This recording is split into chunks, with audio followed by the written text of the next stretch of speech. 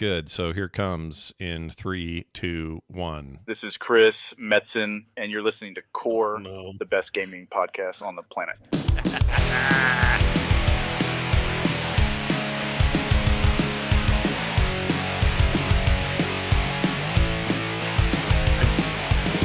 Hello, everybody. Welcome back to Core. This is Core for February 16th, 2023. I'm Scott Johnson with Bo Schwartz and John Jagger. I can tell you with all authority that was not actually Chris Metzen saying that. Yeah, I don't think we should start by deep faking a dear, I assume, friend of the show. He likes the show, and he likes I want to us. go on the record in case Chris is listening. He likes the if you're show. not He just comfortable doesn't with think that, it's the greatest, I so we had to support- fake it. He would laugh. And also, I'm giving up the ghost here. It's not really him. I played around this week. saying with some people stuff. kind of take note when Chris does things from time to time. Sure. If I open up Kotaku tomorrow and it's like Chris Metzen's like this piece of shit podcast.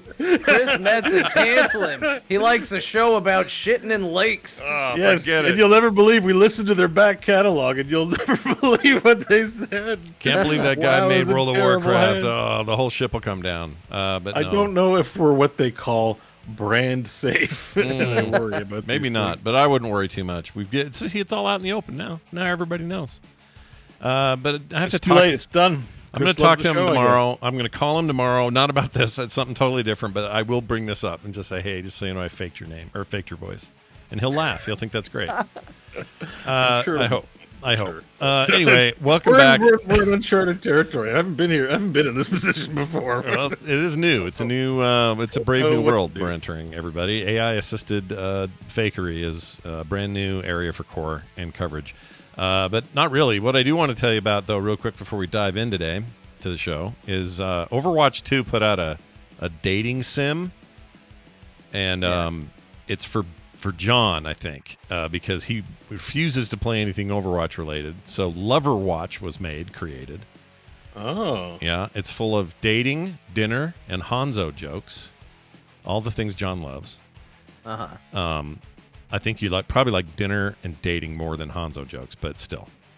I mean, Hanzo's the most bangable character in the roster, right? No. The biggest absolutely dreamboat. not. No. I don't agree. I think I mean, just objectively, you don't have to find him, but he's broody, he's chiseled, but he's got a soft side. kind of a There's good in him. There's a rescue me aspect to it. He's intense. chat says Torbjorn. Ding. Correct. No. Correct answer. Torbjorn's niche. There are Um, those who like Torbjorn, and he's not the most Torbjorn. broad. We're saying the most broadly appealing ship. The most broadly appealing man crush in the game. I think maybe Yeah. you're close to being correct. I'm trying to think of something I mean, better, and I can't. all crush, not just man crush. All Well, crush. for me, it's Mercy, but I'm a sucker for someone who wants to help everybody. I like that about her. I like that she's just there to help. You Yeah, know? you're gonna be like, help me! I haven't eaten in 2 days. Yeah. I don't know how to cook. Yep. Until she I'm starts here. talking German, then it sounds too harsh, and then I would have to dump her for that. But anyway, the point who is, else it's a thing. John, you can play this. who else is No. on the roster? I think Reaper would really have a strong appeal to the I'll fix him crowd. Oh, yeah. Oh, I don't like that, though. I don't like that at all. Let's I see. don't It's know. 76. It's a crowd. They're gonna be hungry for who they're hungry for. I mean, it's clear everyone's gonna have a favorite. I just mean broadly, broadly. Well, Yeah. we need to solve this. Like, contact someone at Blizzard and get them to do an official poll, and let's see who wins this damn thing. I'm saying Okay. they picked Hanzo for a reason. Well, they gave wasn't random. there's a Hanzo skin that came out of the deal, and it's him in like a Cupid outfit because the Cupid's got his arrows and stuff, so that's kind of fun. Leverwatch was it was short and short-lived. By the way, it's available until the 28th, which was I guess you can still get it then. So, John, I think you should do this. Get in there and get it. Yeah, I mean, I might. Like, the reality is, you said there's a slight misspeak when you introduce this. It's not that I refuse to play anything Overwatch. I refuse to play Overwatch, the game that exists. I think this universe and this cast of characters would be great in a different game. Yeah. That was my main hope for Overwatch 2 and my main disappointment in Overwatch 2. So it going to, honestly, I mean, short of a dress-up game, Yeah. a dating simulator is honestly the most logical next step for Overwatch. based on what I know about Overwatch. It wasn't even a dating sim, and people were already doing this. Yeah. I saw these characters hooking up before I even saw these characters shooting each other, so it makes sense to me. Yeah. And I would definitely play this. This appeals to me far more than Overwatch. All right. Well, give it a shot. You have till the 28th. It's up on their website. There's no other way to. There's no downloadable way to play this. It's like a web thing. But from what I can tell, I was trying to play just now, and it's kind of hung up. I can't get it to do anything. But it might be your jam. Where's Lover? Oh, it's play on web. Yeah, it's web based. There's no like Steam game or on BattleNet or anything. You have to. They should have gone all out. I mean, I agree. I want a downloadable. Put something else on the Blizzard launcher besides Activision titles. I don't disagree. I'm not a big dating sim fan at all, but lean into it. Why not? Who cares? You went through some of this work. Make a game. You got like a few people on staff that can just crank this out. And you're making them all go to the office again, so have them all work on that. Yeah, might as well do something, seeing as you're making them go back to work. Yeah, you're making them sit in that office for 80 hours a week or whatever horrible numbers they used to have to do. Make that happen. Anyway, good stuff. But now we move on to the real news. Some jaunty music while we do it. PlayStation VR 2 is coming out next week, and as a result, reviews are hitting this week. There are a bunch of them floating around. In fact, let's see. The review roundup shows, for example, I'll just give you some quick scores, and then we'll get into the weeds here. This is for games. This is the wrong link. Damn it. Well, anyway, a whole bunch of people reviewed it, and it's getting outstanding reviews for its hardware and its foveated rendering technique and its opticals and all that and its performance. And in particular, Horizon Up the Mountain or whatever it's called. I keep calling this wrong. Is it Up the Mountain? It's like I don't know. Hold on. I don't care. Let me look it up. I am 100% sure it's not called Up the Mountain. Call of the Mountain. Sorry. Yeah, Call of the Mountain. There's no way somebody called it Up the Mountain. Get Up the Mountain, says Sony. It's apparently just mind-alteringly cool and well implemented. And everything I heard said about it sounded like a thing Bo will want to get his hands on, given his appreciation of VR. It's packed in. It's some people are saying this is a full $60 experience packed into this device, which you're going to pay $500 and shit money. Where is it? $500 and something dollars. It'd be like 700 Canadian. Yeah, it's a lot. And the other confirmation. If you don't have a PlayStation, you're looking at $1,200. But okay, continue. Okay, the other confirmation, Bo, that you're not going to like, and I didn't like at all, because I just think this is a missed opportunity for Sony. But you can't plug this into a PC. Well, you can plug it into a PC, but it sees the controllers as speakers and doesn't know what to do with the device. It just sort of chokes on it. There's no drivers for it, is the problem. And they don't seem to be. I mean, they could, but there's no indication that they're in any hurry to create drivers for this for the PC experience. And I mean, there might be some third-party mod stuff, but your mileage will vary. It can be very frustrating. Right. It can be time-consuming, I guess, is the better way to put it for VR mods. Don't you think they would have been? It would have been really great for them, and not just for our point of view, but for Sony's point of view, to make, I don't know, broaden the appeal of the device so that you spend near $600 for it. You actually have this multiple use case, and you don't feel like you're trapped on one platform. I don't know. There's a lot of, I think mobile phones have warped everyone's brains because everyone wants to lock people into their ecosystem. Yeah.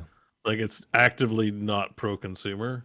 I get that doing that helps maybe create a stable environment, and there's benefits to it, like security, app quality, things like that. Yeah. But for a nascent technology, we're throwing up barriers already. It feels like we're like that. I think that's Meta's problem, is trying to so hard be like the Apple iPhone of devices, and it's like you're too early. Your timing's off, and you're not that company. You're not that it's great. Not, Yeah. A pro-consumer move is just to make devices that people can use, work on unified standards so that things can integrate easily. Yeah. And then once we were established, I guess, fight your Walled Garden Wars or whatever. It's just annoying at this point. $549.99 is the price, American. So that's probably close to $700 your money. Yeah, I had a look. I mean, I think it'd sync me because the cheap, like the inexpensive PlayStation 5 wasn't available. It's like the Ragnarok get God of War with it PlayStation, so it's like a little pricier. So I was looking at options, and I'm like, I'm gonna stick $1,400 to play Call of the Mountain. Yeah. Because there's 30 launch titles. Most of them are already available on the Quest Store and Steam. Yeah, they're reports. So there's like 2 launch titles when you already own a Quest, and I'm like, am I paying $1,500 to play Call of the Mountain? Probably not. No. Sorry, yeah. Well, you're getting to the crux of most of the reviews. So most of the reviews kind of break down like this: the good PC grade VR without the PC. All of them agree that, like, from a tech standpoint, really nice stuff. The setup, super easy, really comfortable to wear, like a big, nice, comfy headset. Although some are saying, including The Verge, that it's not quite as comfortable as the original PSVR from 2016, which is interesting. But it's still pretty comfy. And it also doubles as a giant virtual flat screen for all your other content. So it performs really well in that regard. Most VRs, I would argue, is not great at being a good flat screen viewer. This is like a lot of clarity. People like it for that. The bad, underwhelming launch lineup for games. The cord gets underfoot because you are tethered. One cable, but still you're tethered. Whoops. Let's see. And it doesn't play PC VR or original PSVR games. The games you'll play that are from that era are remakes or remasters or bump ups. And you range from either having to pay nothing for those if you already own them to paying $10 for an upgrade to paying full price. Just depends on who made the game and what's available. That's good. Yeah. They didn't pull a Nintendo. They're like, yeah, here you can play your old games. That's good. I mean, they're technically new games, but yes, if you already own it, you're in. You may have to pay a little price or something. But fidelity wise and all that, it's pretty impressive from what I can tell. That is not enough for me to spend the money on this, though. I would need some killer apps. I mean, if that's not a barrier for me, it's an easy yes. I want to try this. I'm enthused by the VR world. So I hope you end up with one. I want to hear about it more up close than. I'm curious. Again, the launch lineup being so slim at the moment, but if they support the game catalog with a lot of experiences that aren't available, I feel like I'm waiting for a Quest. Like, if I have X budget for some sort of VR upgrade or purchase in the next year, I want to see what Quest 3 has on the horizon before making that choice. If I'm not going to buy PS2 VR today, so I'm really happy for the PS2 VR though, because there are people who would buy PlayStations who aren't PC enthusiasts. I mean, remember, I've got $3,000 worth of hardware to back up my PC VR use. Yeah. Most people don't have that. Right. So this is a good way to, if it's an excellent VR experience, this is a great way to get in the hands of people who are reticent. Yeah. Or who just want to try it or get grandma to give it a whirl or something like that. I don't know. I think it might still be a well-positioned product. I just don't think it hits the VR enthusiast who's already got hardware and stuff they like. It's not going to appeal to them very much unless they really want to play one of the exclusive titles. Right. And that time will tell on that. John is somebody who is currently using your parents' your parents' PS5. Do you want to go over to the house and go, hey, Mom, maybe buy the VR add-on and give it a whirl? No. No? No. I wouldn't do that to them. They didn't play the PS5 that I stole. They're damn sure not going to play the VR setup. So, no, I'm not going to do that. And considering I didn't even buy the PS5 I use, I can't see a world where I spend money on the PSVR 2 on top of it. Like, yeah. I definitely get labeled as, not interested in VR. And I think that that's somewhat not true. Because the truth is, I do think VR is a fascinating technology. I think that it has a lot of potential. It obviously, there are elements of it that, are exciting to me. I was once a mall kid that played Dactyl Nightmare with his family in a VR lounge back in the day. Yeah. But to me, like, right now VR is for people like Bo, the people that are like ready and willing to be pioneers on a technology. I'm not. I'm come to me when it's affordable, when people are making lots of stuff for it, when it's awesome. I understand that may never happen. You showing Dactyl Nightmare? Oh hell yeah! Hell yeah, it's such a good game. So stupid. I love it. Love it. And you know, I understand that there's a fear that if not enough people do that, it never happens. I think if that's the case, then that tells you exactly where the interest is in it. So I will sign up to VR when it stops being experimental. I'm not into the idea of experimental technology at the moment. Yeah, it's it is experimental. You're right, but I would love nothing better than the three of us to play some Demio. There's nothing experimental about Demio. Like, Demio is a finished ass game. Yeah. yeah. agree. Well, there's some good stuff. to clarify, I'm not saying that there aren't like full on amazing experiences out there, but I'm not going to spend the kind of money needed for VR for the I guess few experiences that exist. I will say, if you do change your mind, because it sounds like your parents aren't going to be shelling out for it. If you're going to spend money, get the Quest. You'll save some money, and I think you'll get some other maybe tangential uses out of it or whatever. Yeah. But I mean, it's right? understandable. At least now, like when the library fleshes out, maybe they'll blow our minds. Maybe Sony will be the place to be for all things VR. I would love to see them have some success in that place, but this first launch lineup is definitely not it. As much as Call of the Mountain, which I will refer to as Up the Mountain, as good as that looks, it's not enough. I don't think. Not at this stage. You got to have more. Not for not a $1,300 game. No. If they had, like I said, it might be different in a year's time when they have a huge lineup of exclusives, and I'm just, I get excited, but at launch, it's not a good pitch. Well, good luck, Sony. It looks awesome, though. I will say that. And also, I read somewhere that it's 50 to 60% climbing. Oh, do you like climbing? Because it's up the mountain, and you would think, well, that sounds boring, but climbing is really fun. You can sit and climb. You don't need to be standing up climbing. Like, you can sit and just have your hands go up and climbing and finding the handholds and stuff. Climbing is really fun in VR. It's one of my favorite things to do is just to find handholds. I really think I've said this 100 times, so please take a snooze if you just want to get through this as quickly as possible. but our game ideas about flat screen games don't translate in the VR space, and I find everything within you like sniper rifles in a long range game. Oh, I'm so good, I shot far away, but it's all flat, so it's not really far away. But in VR, because it tricks your brain into perception, where it hits you the most is like within your personal space. And so rock climbing is like near you, but feels there, and when you miss or slip or fall, you viscerally feel like a fall.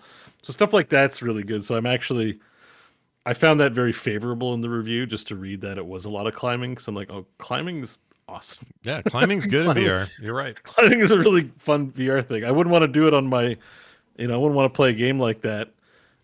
We kind of bitched about it with Breath of the Wild and stamina and climbing everywhere. Not the greatest, but it is the greatest in VR. It's weird. Some things, movement stuff like that, or repetitive stuff that in a 2D sense are boring and dumb, and you would hate it. For some reason, it's really compelling in 3D space like that. When you have that's what makes Demio fun too. Is you can pick up the pieces, pieces like anime. It's like it's in your personal space range, and everything depth perception is really interesting. That is one of the games in the launch window. I had that up here a second ago. I don't know where I put it. But basically, let's see, is it here? Well, this is so Polygon says their favorites of the launch lineup are Call of the Mountain at #1, The Last Clockwinder, not sure what that is. Tetris Effect Connected, that's an awesome game. These are already knowns, of course. Thumper, Moss and Moss Book 2, which is that mouse game. Those are pretty cool, and they use the adaptive triggers on the new controllers and stuff. So there's stuff to be had. And if you're brand new to PSVR and price isn't an issue, or sorry, VR in general, and price isn't an issue, and you've got a PlayStation 5, you could do worse this Christmas. Sounds like you could do worse. But I will again say in favor of the Quest, because I'm in my VR headset at least a couple times a week, There are lots of new shit on the store all the time. It's annoying. I'm like, I don't have this kind of money, but I want to try everything. Like, there's lots of just stuff that pops up all the time. Would you pay for a Eli Roth? I have to watch it. I didn't see it, but I just saw Eli Roth, who I'm not a big fan of, did a VR 180 film in there of some kind. Is it a horror movie? And and I think it's filmed like a traditional. It's sort of like theater because it shows an area, but it has actors and has cuts. I watched a little bit of it, but it's a whole VR film experience that isn't like a real film. It's more like, I don't know if you've ever gone to theater experiences like this, but sometimes traditional theaters, you sit in a stage, you watch a play on a stage. But like in university, people are doing experimental stuff. I don't know how widespread it is, but there used to be these productions we'd put on where it was like a tour through campus, and we'd play out the various scenes of Hamlet in different parts of buildings that were set dressed, but you'd be walking around doing a tour, and then the play would happen as you were doing the tour. And it kind of has that, like they're on a location and they're acting, and you're sort of, That's fascinating. It didn't look very good, but I'm interested to start at the beginning because it's an Eli Roth film. I just not a fan really, but I'm still interested because I think VR 180 films can be a unique experience potentially. There's something there. It's a new art form. We've made tons of movies. Now we have this new sort of film medium, and I wanted to get into it. I've been shopping for VR 180 cameras. I think the best I can do is like 10 grand for like a Super Pro with the right filters and shit. Like, and I'm like, yeah. And that's why remember that guy I sent you? Yeah. The other Bo, the VR Bo. VR Bo, yeah. The other VR Bo, Yeah. Bo Lorenzman. He was. That's how I saw him. He was in VR 180 showing off his camera equipment, doing an unboxing in VR, and it's like, wow. And I'm like looking up the stuff he's unboxing. It's like 10 grand, and I'm like, gosh dang it! Like, you're on the path, man. Make a kick-ass game. Make a bunch of money. Yeah, a bunch of money. money. Buy the VR camera. Yep. Then just transition into VR art of some kind. We'll see. I mean, I can make you can make VR games in Godot. So I mean, at some point that'll likely be an area. I'm doing 2D for now, but I do want to also learn some 3D and stuff. Whoa, are you saying Lake Run 3D is possible? Is that what you're saying to me? Yeah. Oh, imagine boy. that. Imagine that. Call of the shit storm. Good Lord. Like, I'm ready, man. Let's do it. It's like that's like very hard for me. I'm nowhere near that, but like I think I've been watching some tutorials on there is a VR I don't know if you want kit, but a library for Godot and all that shit's available too. And you can make a basic app and run it in your headset. So that's cool. I can go on and on. I'll just leave it there. But, I want you to make these 180 videos. That's what I want. I want to see what movie Bo would make. That would be a thing I'd watch. I'd spend time. It's hard when I try to when I think about movies I want to watch like regular. You dream them up all the time, right? And sure. I'm like, what is something good? Like it feels like I have to do experiments. Yeah. It feels like in the 1920s when they had film, and like Sergei Eisenstein. That Odessa Steps that they do in The Untouchables was based on that Battleship Potemkin, and I have two of his books on my shelf about like it's film theory. It wasn't like expected. It was like, how do we make films like sing and provoke meaning? And I'm just like, there's this whole like medium that we're on the cusp of potentially if people adopt the headsets, I guess. But that's the trick. You got to get the Johns of the world stoked and out there buying them. You got to sell. Yeah. But like John says, you'll get there eventually, even for John, when there's ubiquity and a constant, like a reliable quality thread throughout, and knowing that the Top Gun movie, Top Gun cockpit, and you're in the cockpit with Tom Cruise. Oh no, that's not good. We know what happens to his fly dude in the back seat. We know what happens there. We don't want to be in Tom Cruise's plane. Imagine being like, there was a VR video I watched in an attack helicopter. It was awesome. Really? It was just like a ride along. Yeah, but you're like, you're flying over and they're shooting fake targets like it's a military training exercise. Yeah. There are some cool, low quality, but cool. There's some enthusiasts doing kind of cool shit and recording it. I assume there's a bunch of porny stuff for that, right? There's probably porny things. I don't know. Bo just wants to brain dance. Oh, there's he's porn. Wanting to head. Yeah, porn's great in VR. I don't know if we want to discuss it in this show. I know there are 12-year-olds listening, but great in VR. Great. You say great? Yeah. Okay, sure. Yeah. Right. I'll give it a recommend. All right. Thumbs up from Bo. It's a I'll give thumbs it a up. recommend. There was when Oculus Rift came out, because that's what I got it, and I got teased so much for porn. Like, you just bought that for porn. And I was like, I mean, look, there's some YouTube videos where they show VR porn to like grandparents, like the old people, and they're like blown away. Like, Whoa. it's a different thing. I recommend give it a try. Okay. I Do want it to with a see partner, these React videos of old people looking at VR porn. Is that really a category? I mean, there's interesting things you can do, which is not just like And there's React videos What is- for everything. That's- what that's is true. what What is am I something saying? I like, but I found out what it's like to be a girl getting pounded by a guy, and it's like, jeez. oh, that's interesting. Like it's like you can do interesting things in there. Is all I'm saying, and maybe see things from a different perspective. Sure. Not something you're gonna get on a flat screen, but something you can get there. It's interesting. Is all I'm saying. No, I get you. It's a thumbs up it's an educational thumbs up. That's what I'm getting out of you. Yeah. All right. Well, very cool. Go see what you think. There's a bunch of reviews out now. Next week will be a big deal. Scott's voice. I don't think the sales have been great for pre-orders for this thing, but next week at retail will be a test for PS2 VR2. So watch for that. I keep saying PS2 VR. That's not what this is. It's PlayStation VR2. Back in time. Yeah. Well, you can play Dactyl Nightmare. It's like they're doing My a little- wife constantly reminds me every time I'm like, I haven't played VR since Dactyl Nightmare. She goes, our first date was to go play VR. At one of those places where they put the backpack on you and you can actually run around in a room. You're not, just like confined to a single space. Like we did one of those. Did you get any weird pink eye out of that deal or anything fun? I did like not. that? Okay. It was cool. Like, it was a neat experience. Like, it's kind of wild that you are aware that you are in a room. I think one of my issues is I'm hyper aware of it. I'm always worried I'm going to run into people or a wall. But despite knowing that and being worried about it all the time, they can put a little beam across a chasm, and you feel like, oh, I got a balance on this. Like, it's neat. Yeah. Well, I'm super curious how this will go and whether or not there is a future that John fits nicely in when it comes to virtual reality. What the hell was that? That one's supposed to play. Sorry, Bo. What were you saying? That wasn't supposed to play. I said maybe John heard something he might like and was now going to get. If John buys a Quest next week, I know why he bought it. Oh, the porn, the Yeah. porn company on it. You now have to give a bit of space before you buy one, or else we're gonna make jokes. Yeah. Look, I'll tell you. Like, if I get hey, everyone, regardless of how long I wait, if I get a VR headset, I'm gonna check out VR porn. Yeah. Hands down, it's gonna get checked out. Can you play?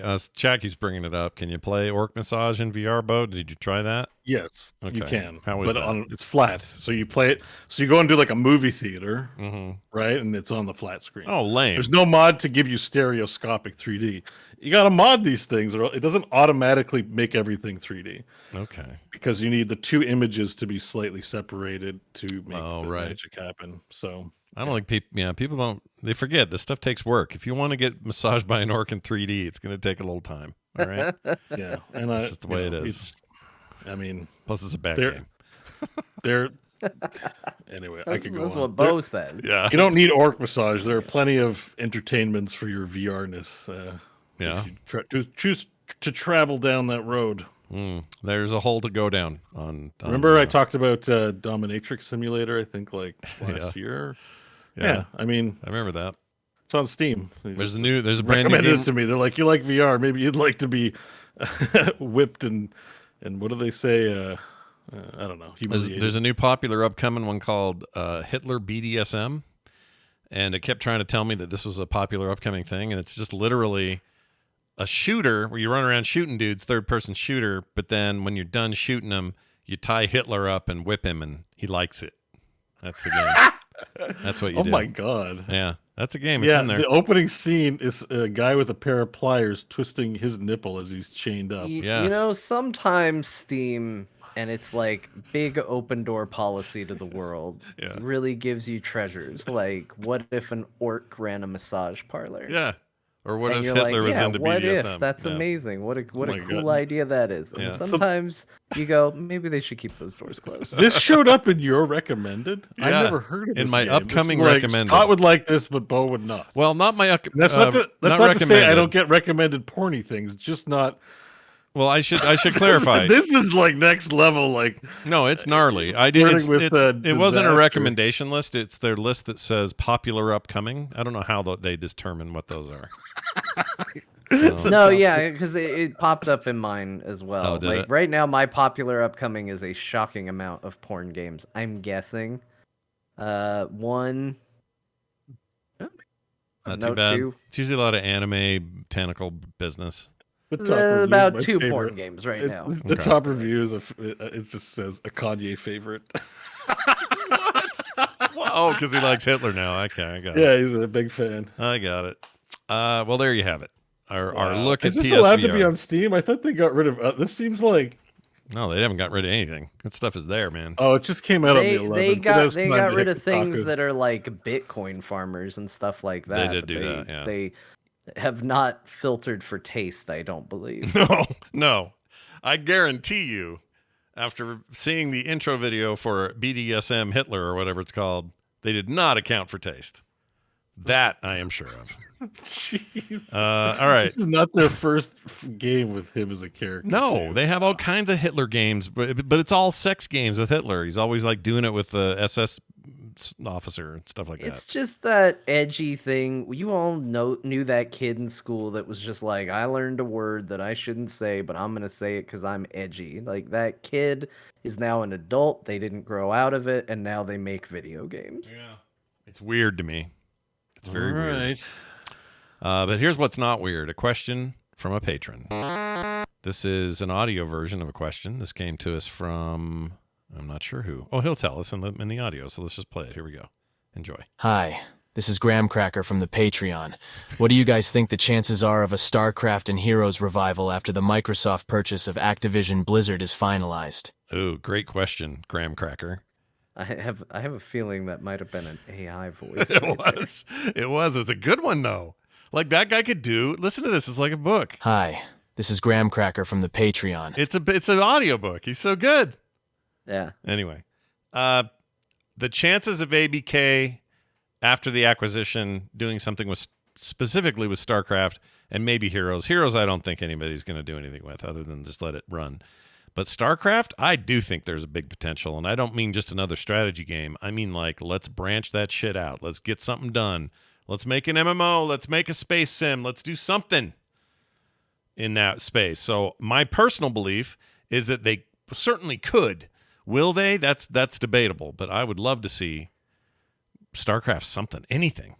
Yeah, You I know? want to believe. Like, I still think Blizzard's got insanely good properties that remain, like, shockingly underutilized Yeah. for what they are, for brand recognition, for art style, for character design, for all the facets of their properties. Yeah.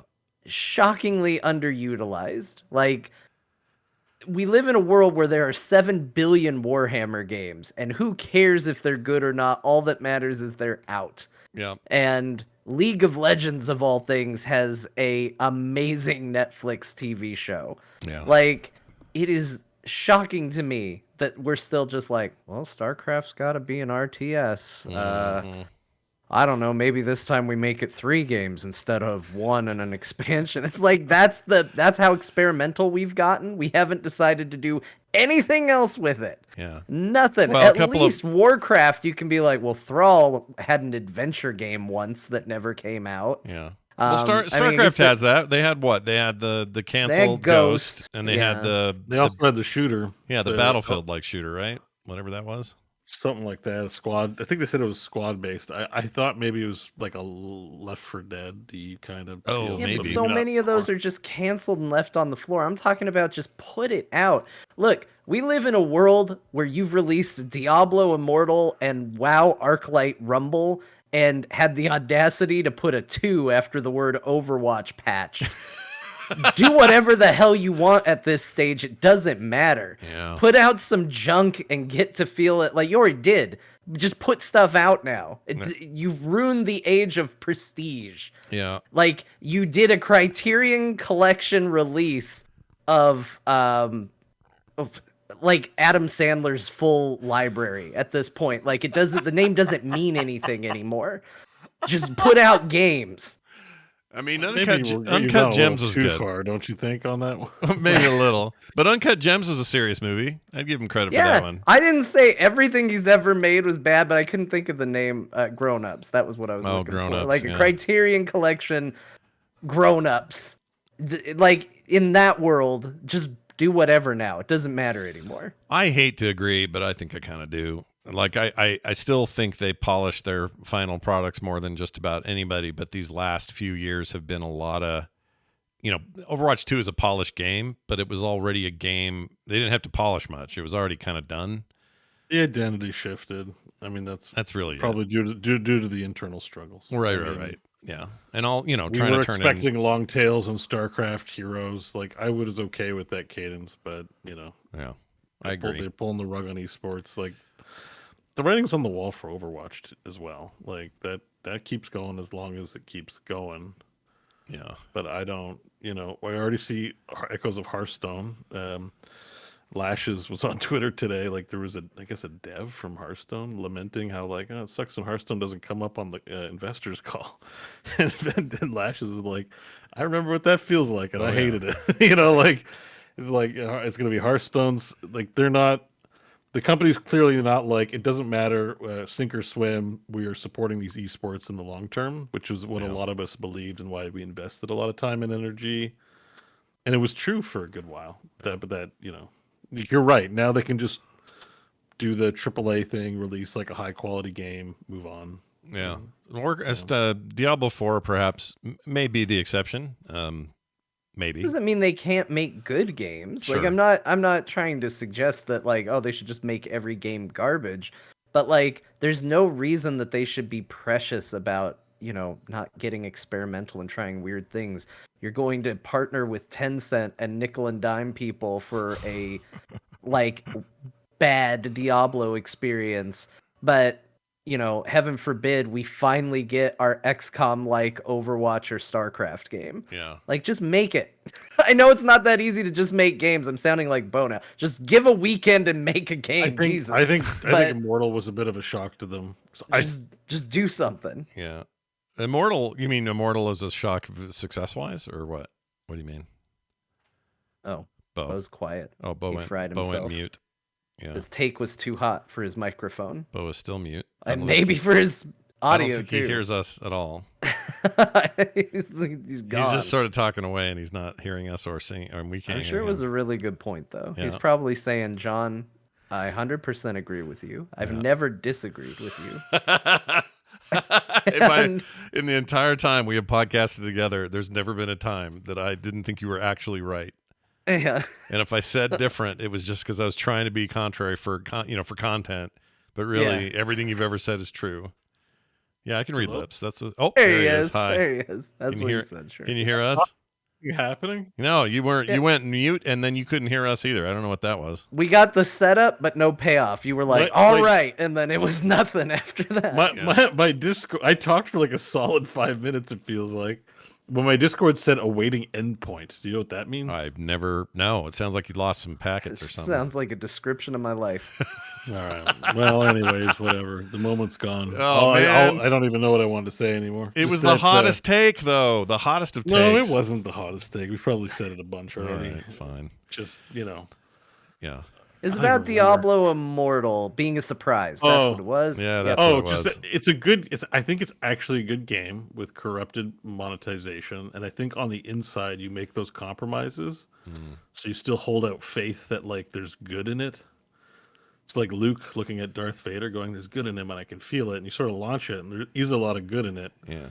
You know what I mean? And then you sort of, I think you're biased when you're on the inside of these things, and you're not just. I mean, a lot of it has to do with the tone and timing of it. It was a slow burn to get enough people enraged about microtransactions, and even still, the gaming market is segmented into people that are cool with dropping $100,000 and people that are super not cool to drop on $100,000, and you've kind of got two different markets for games at this point. The way I would have done it, I've said this before, and I really believe this. If I was Blizzard, given who they are and what their reputation is, instead of getting up on stage in 2018 and announcing the release of the game or the game was being worked on, to all the backlash that you got, you just don't say anything. You just shadow drop it the year it comes out, and you go, oh, by the way, we made a mobile game, and we're super stoked about it. Now, maybe the powers that be would never let that happen, but it's Diablo. It's going to get traction the minute you announce it, and I think they would have had way less fallout, B, less people surprised by microtransactions, because, of course, it's a mobile game. Of course, they're making it this way, and it just would have been way less of this problem. Instead, it was 4 years of waiting and wondering what was going on and all the backlash from the initial announcement, and then they retracted and didn't say anything forever. Like, I think that's where that got screwed up. That was a PR thing. Yeah. Still, Anyways, I think there's definitely a transition from the long, we're releasing a game and it's going to be relevant for a decade versus, whatever sort of, I think we're still wondering what the new era is going to bring past Diablo 4. Yeah, for sure. No question about that. And whether Microsoft will own them or not. Next week, we'll find out what their defense is, by the way. Microsoft is presenting to the EU their plan /fix/ how they want to deal with their issues that they have with this acquisition. So I think they should just say our defense is we will give them Call of Duty in perpetuity if they give us Spider-Man, God of War, Last of Us 1 and 2. Last of Us 1 and 2. Yeah. And just go down the list of Sony big budget exclusives and go, you give us that, we'll give you Call of Duty. How about that? And Sony will go, we'll give you, what was that one where it was like a robot made out of like clockwork junk? What was the name of that stupid launch title? Was it? It's not Clank. No, Blink or Knack. We'll give you Knack. We'll give you Knack 1 and 2. How about that, Microsoft? That'd be the biggest bird in their face ever, man. We'll give you Knack. You give us Call of Duty. Mm-hmm. It's all the same. Thank you, chat, for reminding me what it was. Forgot all about that game. All right. Don't know if that's even going to happen. So, what, the buyout? Yeah. Yeah, I know. That's what I mean. If they do whatever their presentation is, it has to answer a bunch of concerns that specifically the EU is demanding answers for. And they're not even just this Call of Duty question or the Sony question. It's other stuff. So if they can't do that in a reasonable way and the EU says, sorry, we don't approve, this won't happen because it doesn't matter what we think in North America or what the Asian markets think. If they can't get Europe along with it, they won't do it. It's not worth $69 billion to not have an entire region. So, yeah, I don't know what they're going to do. We'll see. Okay, well, that was fun and good. But now this. We're going to talk about the games we played this week. And we're going to start with a game that John and I played, one of our shared games this week, and that is Pharaoh, A New Era. You may be familiar with the ancient Pharaoh game. I don't mean like the game of pharaohs back in the, Back when they played it between sessions of working on the pyramids. Well, that's how they kept their workers happy. They had a little bit of a game that was a lot easier than the actual work they had to do. But anyway, back in the day, Impressions Games, published by Sierra, it was one of my favorite games ever. I loved Pharaoh so much. And all the other games they made, the Caesar 3, the Zeus game. I loved Rise of the Middle Kingdom, the Asian one they made, amazing games, the last one they made. And I've always sort of just been hanging around waiting for somebody to make a proper either take on the material, and some have come close but not quite done it. This is a full remaster, remake, they call it New Era, but it's basically just like, here's a redo of this game with modern UI and widescreen and high def and some other bells and whistles that you would think of as more modern things added to it. But mostly it's the game. It's that game again. And it came out, and John and I played it. John, I don't know. I'm not sure I know your history with that game, but I'm curious what was your takeaway, at least so far, on this thing. My takeaway is a little mixed, I would say, honestly. This feels perhaps a little too faithful. I was kind of maybe hoping for a little bit more of an update. When you talk about like a modernization of UI, I couldn't figure out how to get like overlays to work and what they meant. And I was like, what's wrong, game? There's not enough screen real estate to explain what this overlay is supposed to mean to me because everything is so small and there's so much game window now on a widescreen monitor. Like it definitely feels like a loving recreation of an old game. Yeah. And on one hand, that was a great reminder of a game that I used to love very much, and I was like, yeah, this. I had a good time with it. Yeah. But on the other hand, it was also a very good reminder of how far we've come in gaming and how things have evolved and been streamlined a little bit. And even my wife, who is not the biggest gamer in the whole wide world, but she does love games like this. She came in and watched me play for a little bit. She was like, "Oh, it's a city builder," and she was very excited. And then she got like within seconds, she started asking for features that would absolutely be in a modern game that are not in this game. She's like, "How do you rotate that building?" I was like, "This isn't a rotate that building kind of game. Nope. This is how it looks." Even the old game let you rotate this whole screen for the view of the screen. This doesn't actually include that. It's weird. You can't rotate everything. It's funky. And I don't remember, like, here's the problem is my history with the games is that I played it a very long time ago when they first came out and I was very young. Yeah. I remember it looking better than this. Yeah. And we've talked a lot about this, about, this trick. We saw it with the Dead Space remake. I talked a lot about it with the Final Fantasy Pixel remasters. This, like, interesting ability to make something that's high res and detailed and modern, but it feels like what it did back in the day. This, I kept looking at it going, is this what it looked like? Was it this cartoony? I remember it looking real and not kind of goofy looking. Mm-hmm. I don't remember it looking like the Flintstones were moving in. I remember it looking like, no, this is real. This is like art. I might be wrong about that because I haven't gone back to it. But instead of being excited about how it looked, I spent a lot of time just being like, ugh, I don't remember it looking like this. Okay, so for the record, same feeling, and I knew I was going to kind of have this feeling. So I have both games installed. I have the original in its original glory installed, and I have this game. And I went and compared them. The old one was super goofy and cartoony as well. Was it? Yeah. Okay, so it's just my bad memory on this. Now the one difference is here in the new one you can zoom in a lot. In the old one, I think there was like 1 or 2 levels of zoom, if that. I might even be thinking one of the later games even, and this one didn't even zoom. So there's a little bit more of like, oh, I can get up close and realize that the people are too big for these houses, and the houses are all pretty samey. And I did remember the fire station and the police station. Even when I was a dumb kid, I was like, I'm pretty sure Egyptian fire stations and police stations didn't look like this.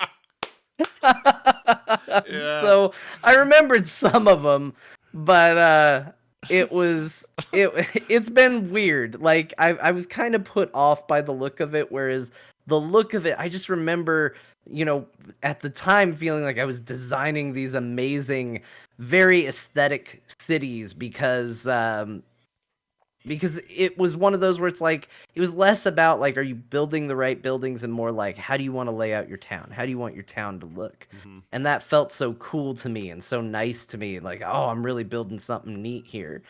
And then I started playing this and I was like, this all kind of just looks bad. So I'm a bit mixed. I had fun. I wish there were some maybe more modern tweaks to it. I think it's maybe a little too faithful to its own detriment. Yeah, my takeaway was that very same feeling. I don't think you're wrong at all. I think that here's some video of the original game and then juxtaposed to this new widescreen business. We're watching, I think we're playing this with glasses that have evolved, but we have this nostalgia that it refuses to leave about what these were and are. And I think maybe our memories don't hold up to what we expect now. I mean, you basically said it.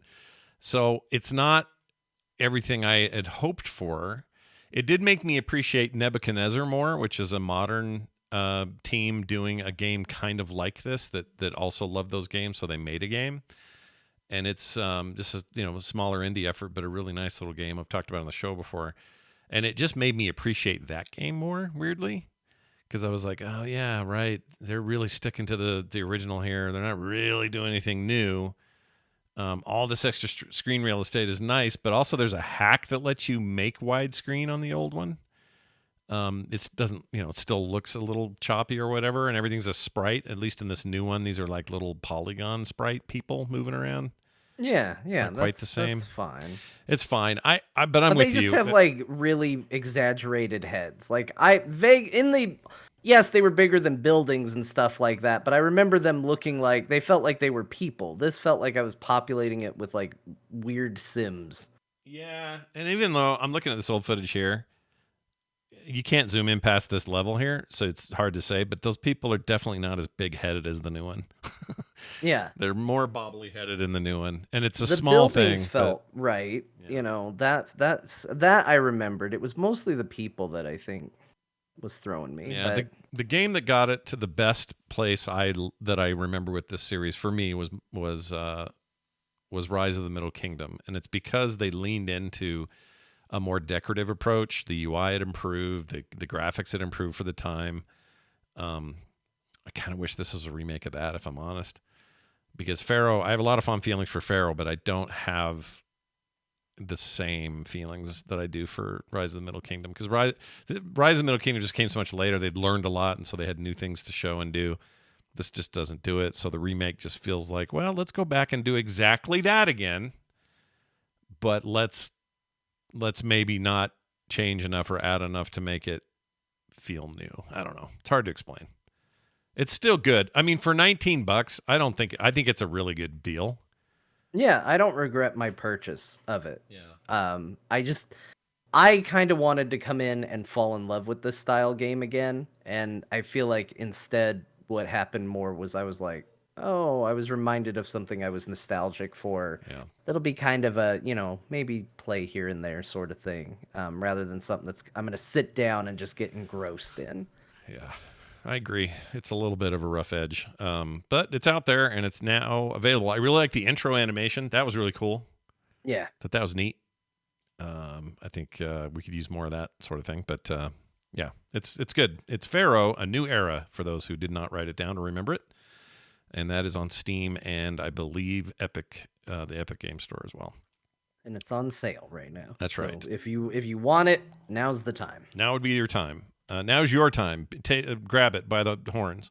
Okay, I'm going to talk about a game I played that surprised the living hell out of me. Have you heard of Ember Knights? Either one of you? Does that sound familiar? Yes, I've heard of Ember Knights. Okay, this This one was interesting. Yeah, it's a well thought of, well liked. Single to multiplayer. It does have co-op, which is interesting about it because most of these roguelikes are single player games, but it's this beautiful pixel art styled roguelike where you run around and kill things. That may sound familiar because there's a lot of games like this. However, this one reminded me a lot of Hades in the way it's structured.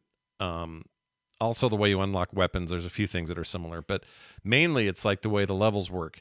I'll go through an area, clear out a board, get a little, get whatever the reward is going to be. And then oftentimes it's a branching exit. So one exit will say, if you go through this exit, you're going to get a bunch of gold. If you go through this exit, you're going to come out the other side with an upgrade to one of your specs, or you're going to get a new relic or whatever to move on to the next thing.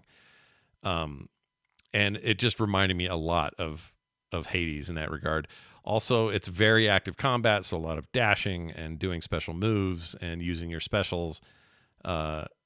Very, very much. I don't know. I get a total Hades vibe out of the thing.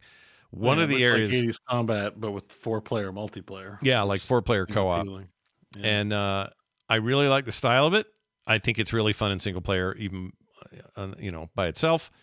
Multiplayer I haven't tried yet, but I'd like to. And I got really far today with a bow. I thought I hated it first, and then I ended up loving the bow.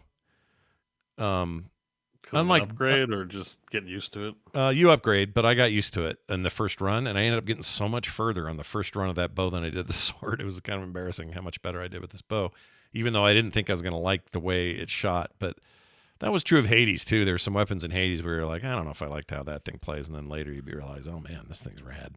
Just have to Yeah, get there used to were it. some cool builds you could do with stuff where maybe if you didn't build it right, you're like, oh, that's a waste of time. Then all of a sudden you try something and it's magical. Yeah, and there's a lot of variety here in both enemies and perks and stuff that you get as you go along.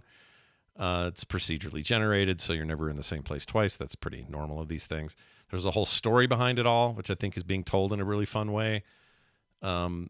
The character art and animation is really nice. I don't know if you notice these reflections when he's standing on water, but I love that. It looks so cool. You just see like a cool reflection. Oh yeah, those are nice reflections. Yeah. Actually. Yeah. Anyway, I ended up just grabbing this on sale. It was like $11. I'm like, what's this about? They're overwhelmingly positive. Seem like people like it.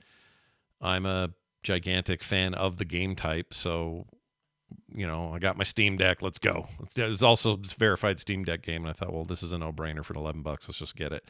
And man, I played a ton of this. I really like it a lot. The gameplay loop is really fun, and I feel like the rewards, even when you die, it doesn't feel like I'm getting punished too hard. I would say this is easier than Hades, but not easy. It's not easy, but it's easier than Hades. I don't know if that makes sense, but I found makes sense. Hades' challenge is a little bit higher than this, but that's kind of what I was looking for. I was looking for a slightly less crazy time with one of these, and it plays great on handheld, plays great on my desktop, play it in both places, and there's a great dash move where you can jump over like chasms of earth where it's like a big division there, and you just like leap over the thing. You can toss bombs. There's all kinds of secondary weapons to get. You can upgrade those so there's multiple charges, lower their cooldowns, like all the stuff we love is in Ember Knights, and Knights is spelled Knights. Available now on Steam, probably other places. I assume it's on Switch and some other stuff, but it's on sale. So get it for $11 measly, and you might have as much fun as I did. It's very cool. Very good deck game. Yeah, it's a very good deck game. Played great on desktop as well. Controller for sure. I didn't even try with keyboard, but I can't imagine it being much fun with a keyboard. Maybe it is. I don't know. The aiming stuff for projectiles seemed fine with a controller. It was mapped good. It's good. It's good enough. All right, so that's Ember Knights. I also played Dead Cells again, and I'm playing that in anticipation for the upcoming DLC, but also there's a bunch of cool stuff to unlock in there that I didn't know they added. So there's all that. Once in a while these indie games will like work with each other and add all their shit to stuff. So it's like, oh, Shovel Knight's in your game now or whatever. They did this. So you can get Shovel Knight armor. You can get I forget the other ones, but they're all these like other indie titles you are aware of. Bits of their game, either items or weapons or skins and other stuff are now in Dead Cells. And so I was having a lot of fun just trying to find that new stuff, and got a bunch of it, and it was great. Dead Cells is awesome. I don't have to tell you much more because we've talked about it a lot since it came out in 2018. It's a fantastic video game. Fantastic game. But I do feel like I'm in your same camp where it's like I've missed so many updates to it. I feel like it would be a different game to play now. Kind of, yeah. Like as soon as I got in, and it wasn't that long ago I was in again, but when I got in this time, 100 little dudes wanted to tell me stuff. Like, hey, by the way, did you know? It was like new little zone or little chamber to walk into and talk to a guy. And he's like, did you know we added all these? There's all these training levels where you can use any combination of weapons you want against whatever you decide what enemies to kill. And then you just go in there and like hone your skills for your next run.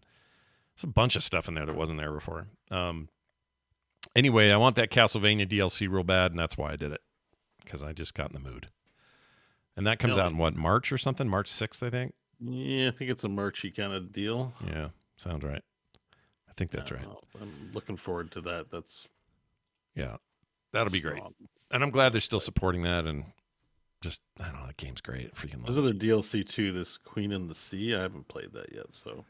Yeah. And that's an older one, right? A couple of years ago, I think. It's the Queen in the Sea. Was it? January, last year. Last January, year. Okay. 2022. I thought it was older than that. But yeah, and I also read up more on how the Castlevania stuff's going to work. It'll be like a full story of its own, like a beginning and end. It's not just like, oh, now there's skins of things in here that look a lot like Castlevania. It's like, no, you're you're trying to stop Dracula and you're doing like Castlevania shit in it. I think if they do it the way with their last DLCs, it'll be mixed in with the main, because the campaign branches, right? You go Right. different ways. So I'm just guessing, but I'm sure you're right. Yeah. so I mean, the maybe, loop is the I same. don't know. You're still trying to collect, upgrades and get new blueprints, and then when you die, you go back with a little bit of money and try again and all that. I really like it though. So Dead Cell's still a threat. And finally, I played a bunch more ESO. The reason I wanted to bring it up here is because You made a house. You're building a house. I did make a house. I've been decorating it, and I've been looking for. They added. I forgot the name of the system. A couple expansions ago, they added a thing where you can get treasure maps and go find like crazy old furniture and relics and stuff buried places, and take it back and make it part of your house. I've been doing a bunch of that, but also just playing the game. There's parts of like the Dreadmore campaign I didn't finish and some other stuff. So I've been doing those stories. I've been talking to Peter Stormare. Sorry. Swedish people I know. I know. try. Like a few of us said the name, but I got called out specifically. I don't like the way John says it, so I'm not going to say the name. The Just guy. not going to say it. I'll just say that Mary. I thought it was Stormary. Stormare, maybe. But let's just say Or the guy Samari. that puts Steve Buscemi in the Chipper in Fargo. Okay, that's and the guy. unpimps autos for Volkswagen. Perfect. Or sits up in the International Space Station while the meteor's coming from Armageddon. Yep. Or gets killed by a bunch of tiny dinosaurs in the third movie. Anyway. Yeah, the little he gets eaten by compies. I love him, and he's great as this king who's trying to get shit done, and I've been doing jobs for him, so that's the thing I've been doing. But anyway, reason I'm bringing ESO up here is not to talk more about that game because I've talked to death about it. But the controller support for that game is so good. I would put it up there with Final Fantasy XIV's controller support, and I don't know why every MMO doesn't do like they do. I think controllers for MMOs are fun, more fun than you'd think, especially in ESO's case because it's very action-oriented, less tab targeting and more kind of active aiming and stuff. And a controller, turns out, in that environment is great. It works great on PC. And the reason I'm doing it is because I'm going back and forth from my Steam Deck to my PC, and I'm trying to be unified in how I'm playing it. So I'm not like, oh, wait, where did I assign that button or whatever? I can just do the same on both. So I'm playing it on my Steam Deck, playing it on my PC, using a controller in both cases. It just feels great. And a tip of the hat to Bethesda and like I say, by extension, Final Fantasy for making a great controller schemed MMO. And I don't know why WoW and everybody else just doesn't do this. It would be great if they did this. There's so many Final Fantasy players who swear by it. I tried it once. It was too different for me. I'm sure if I had to get used to it, or if I wanted to do Steam Deck, I'd probably do what you did, where it's like, no, I want a uniform experience. But there are people who swear by it. Kyle, our friend Kyle, prefers controller to mouse and keyboard. Yeah, so I remember him saying that. It's kind of crazy. I don't blame him. It's something, I don't know, got under my skin and I enjoyed it. At first I was like, well, this is out of necessity because I'm going back and forth. But then I went, I actually prefer this. This is nice. So I stuck with it and I really like it. So anyway, ESO's great. I love that game. Dragon Beef. Let's get to John's list for the week. John, you're playing Factorio, and I can't remember if this is the first time or if you already had this. How long have you had No, this it's game? first time. I've had a lot of positive things said about Factorio. I said, all right, let's give it a go. And I had heard this. I don't remember where I had heard this, but I had heard that the person who made it said, I'm never putting that game on sale. The price is what it is. And in fact, the price will go up because as inflation goes up, I'm going to raise the cost of the game.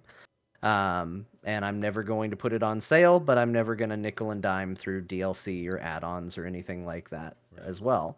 And I kind of respect that, but I'm not going to lie. I was always waiting for a sale that was clearly never going to come. Yeah.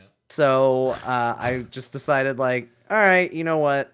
Let me get it. Let me try it. Let me see what I think of it. It is cool, but it is not a game that fits my current life. So I really like Factorio. It seems really neat. It seems like a game that I would just get in and could just sort of no life this game and just everybody leave me alone. I'm busy playing Factorio now. because I'm having a good time with it, but it demands more out of me than I have to give at the moment. Yeah. And I always get to this weird place. It kind of reminds me of Bo when he was barding in Final Fantasy 14, where it's just like, there's so much out there. Yeah. I have such limited time to play. Yeah. And I'm sitting here trying to figure out the best way to make conveyor belts feed into other conveyor belts so that I don't have to walk 10 feet and manually press a key on a keyboard. Yeah. What I can't justify doing this. I have to go do something else with my life right now. So that's kind of where I'm at right now with it, but I do love the game. Like, it's a very well made game. It's very, very cool. Very, very easy to pick up and play too.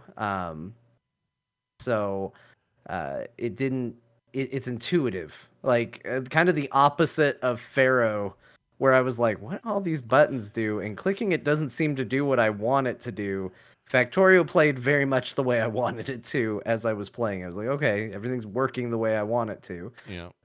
So it's awesome. And for those who don't know what it is very much in the vein of, kind of building automation as part of a survival game. You need coal, and you can go out and you can mine coal. But wouldn't it be quicker if you built something that could automate mining the coal? Okay, but then where do you store it? All right, well, we can build something that can automatically put it in a box for you. Yeah. Okay, but you need that coal to fuel something. So what if you built something that could automatically fuel the other things that you're doing? Like, it's that mentality eventually leading to creating a rocket. Like, it's basically that, and it just expands and expands and expands. And it's a very, very cool game. I would argue the Dyson Sphere program probably doesn't exist without this game. This game inspired so many of these auto, or these factory planner builder things. Satisfactory is another one, which is a first person version of this, basically. And also multiplayer. Which also is multiplayer, really yeah, which is really cool. I keep hearing that's really fun to play co-op. Bill Duran plays with his wife, and they love it. Yeah, I wanted to get back to it. Mike doesn't play games very often, so it's just hard. It's like us. Like, yeah, we'll play it, but then we just played once. But I like it. It's a good game. It's fun to play with people that don't need to have the shooting or RPG mechanics, and you still want to play with them. Yeah. He's a builder. Like, he left his job to be a handyman. He likes building, and it's perfect. Yeah. here's a bunch of buildings. Like, put the conveyor belts and let's go. Yeah. Because as John, as you were saying the thing, you were like, I've only got so much time. I can't be doing a conveyor belt. I understand that feeling, but I'm the reverse. Like, when I'm playing like God of War, I'm like, I can't be just throwing axes at shit. I gotta make conveyor belts. I'm like, that's more like, it's the reverse for me. That's why if people are wanting like these great releases, and I'm like, yeah, world's getting destroyed, boo-hoo. I'm like, I'm building a Dyson Sphere. Yeah. That is you're right. I think you're describing your motivations really well. Like, we have the reverse sort of thought. I used to always say that the greatest way to explain Bo and I is we will arrive to the same place. We don't have time for this. Yeah. Via two completely different roads. I should be saving the world, not building a stupid conveyor belt. And he's like, why am I trying to save the world? I should just be building a conveyor belt. Yeah. So right, exactly. I like a little. Which is what happened this week. I've got all these games, which I'll get to in my section. But, Sure. I like a little of both. It just depends on my mood. But just talking about Factorio makes me want to play it again. I really like Factorio, so I'm with you 100% on that game. That game's great. All right. You also went and you've continued to go down. This is a list. The Next Fest Party Town. I'm glad you're doing this. Someone's got to be taking this. Yeah, I appreciate that these are all getting attention. Honestly. Same. Yeah, so tell me about. I've done more Steam Next Fest game demos. Some of these we've actually talked about before. I realized as I played through some of them. I'm gonna go in order from worst experience to best experience. So we're gonna be building up here. All right. Starting with a game called Plan B Terraform. Now this game is currently getting really good reviews. Yeah. It's doing quite well. But I have to be honest, why it's at the bottom of the list is because I think the demo broke while I was playing it. Oh. I got to a point in the game where I could literally look at my storage facility and see the materials I needed and could not build the next thing I needed. It said 0 available to be built. If you hovered over it, it said it needs this. I could see those things in my inventory and I couldn't build it. I don't know if it was a bug. I was streaming it. We all know how streaming video games goes sometimes. Sometimes you don't read as well as you should. You got the pressure of trying to be entertaining, and you miss a key detail that got said in a tutorial or demo or something, and you missed it. So I fully own up that I might have been the master of my own destiny here with this one, and messed something up. But I could not get past. I made a couple of extractors, a couple of platforms, and a factory, and then all of a sudden I couldn't make anything anymore. Oh. And I was just watching materials pile up, and I couldn't spend them because everything that cost materials said I didn't have any. So Weird. I think this game might be really cool. It did do some neat things, like everything's on kind of a hexagon. And so just by putting things next to it, they automatically put ramps and stuff like that, so things automatically connect. It's kind of the opposite of Factorio, where you have to really plan out every little thing. This does a lot of it for you to kind of automate it a little bit and make it a little less cumbersome. So if you played Factorio and you're like, yeah, that was fine, but I really don't like getting into the conveyor belts of it all, this actually helps with stuff like that. But I like the look of it can't- a lot. Like graphically, it looks really, I don't know, something really I like about the look of it. Yeah, it's got a real simple look that allows it to really zoom out and hit a whole planet and stuff like that. And you'll see as I drop stuff in, it will automatically link it. Like the extractor has now got this little thing that flies out and picks it up. And when I put this building down, it's going to form a connector. And so now those things will connect and do what they need to do, and it'll drop things where they need to go. It does a lot of really neat things. Unfortunately, I couldn't get it to work. So at a certain point. So it was probably my least favorite experience just by default because I couldn't get it to do what it needed to do. But it seems like there's something there. And considering the reviews for it, because it is an early access game, so beyond the demo that I played, you can actually just go kind of buy into this game right now. It's only $8. I might grab it just at that price. That seems stupid cheap. Yeah, it seems all right, but I did not get to have a very good time with it, unfortunately. All right. I'm gonna grab it just for the hell of it. All right. Yes, I got Scott to buy the game that I was like, I had the worst time with this. Yeah. Here's the one that I just absolute no. Scott's like, I'm getting this. I mean, at that price, it just seems like there's potential there. I like what I was looking at there, so I'm gonna check it out. And that's only only $40 Canadian, Bo, as someone in the chat says. Yeah, I know. You guys are rich Americans. No kidding. All right, tell me about this next one. What do you got here? Phantom Brigade, a game that I think you talked about, Scott, because as I played it, I was like, Scott has talked about this video game. Oh, I own this. Sure. Yeah, I own this on Epic. They did they had it on early access over there, and I bought it because it seemed rad. So yes, I do have this game. I can't wait to hear where they're at because I haven't checked in a long time. I don't like this game. Oh shit. Well, all right then. I might go so far as to say I actively dislike this game. It has a very novel idea, which is basically it wants to take the goal it's going for is what if in XCOM you could do all your planning and all your strategy, but instead of everybody taking little turns, everything happened at once. And it does this by breaking all the actions down into about 5 seconds of time and showing you an estimate of what the enemies are going to do and letting you plan around the estimate of what your enemies and allies are going to do and execute actions within a timeline. It actually reminds me of video editing in like Adobe Premiere. It is, yeah. It is like dropping that. stuff onto a timeline and then, hitting commands at certain points. Yeah, you're totally right. It's a lofty goal. It's an interesting goal. Mechs fighting each other on this scale is a cool concept. But there's something about the way it executes that is just absolutely toothless. I've never been so bored watching giant mechs shoot at each other than with this game. It is the most nothing, half the time I couldn't tell if I was blowing anything up. There's no cinematic feel at all to the combat. It's just like you hit it, those 5 seconds go, things are just like a bunch of things happen at once. There's no flair to it. It just feels unfulfilling. And then it does a thing where, you finish the mission and it cuts to a cutscene, and the cutscene is raucous and over the top, and missiles are flying and they're blocking them with shields, and someone jets around the corner and fires a laser, and you're like, well, God, I wish the game looked like that when I was playing it instead of this. Yeah. Holy shit, why does this look so bad? I give you that. It doesn't. See, I think it. Well, you said it. It's a lofty goal, and you have to kind of respect what they're trying to pull off with the different way of playing.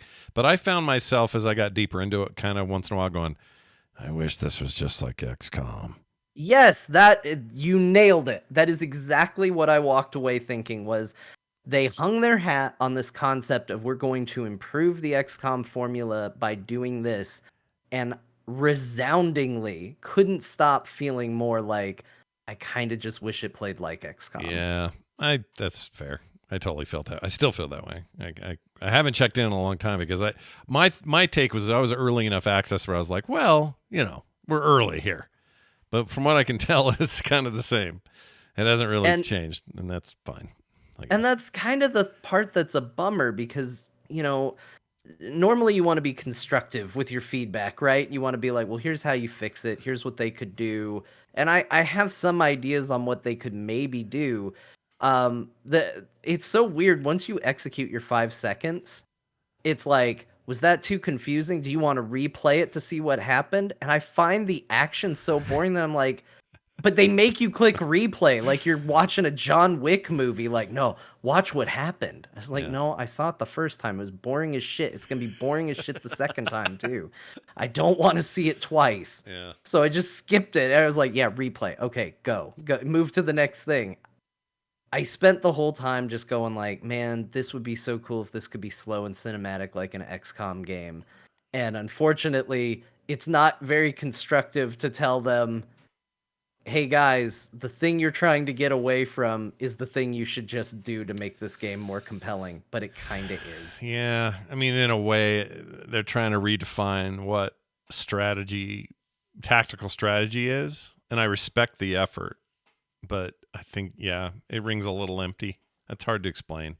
The whole time I played, I was like, can I just tell him he's got 2 sets of movements, 2 action points, plus maybe a fire point, and then he'll have a percentage chance of hitting the other mech. Can I just play XCOM, please? Yeah. It's interesting, but it's not. I agree. I can't deny what you're saying.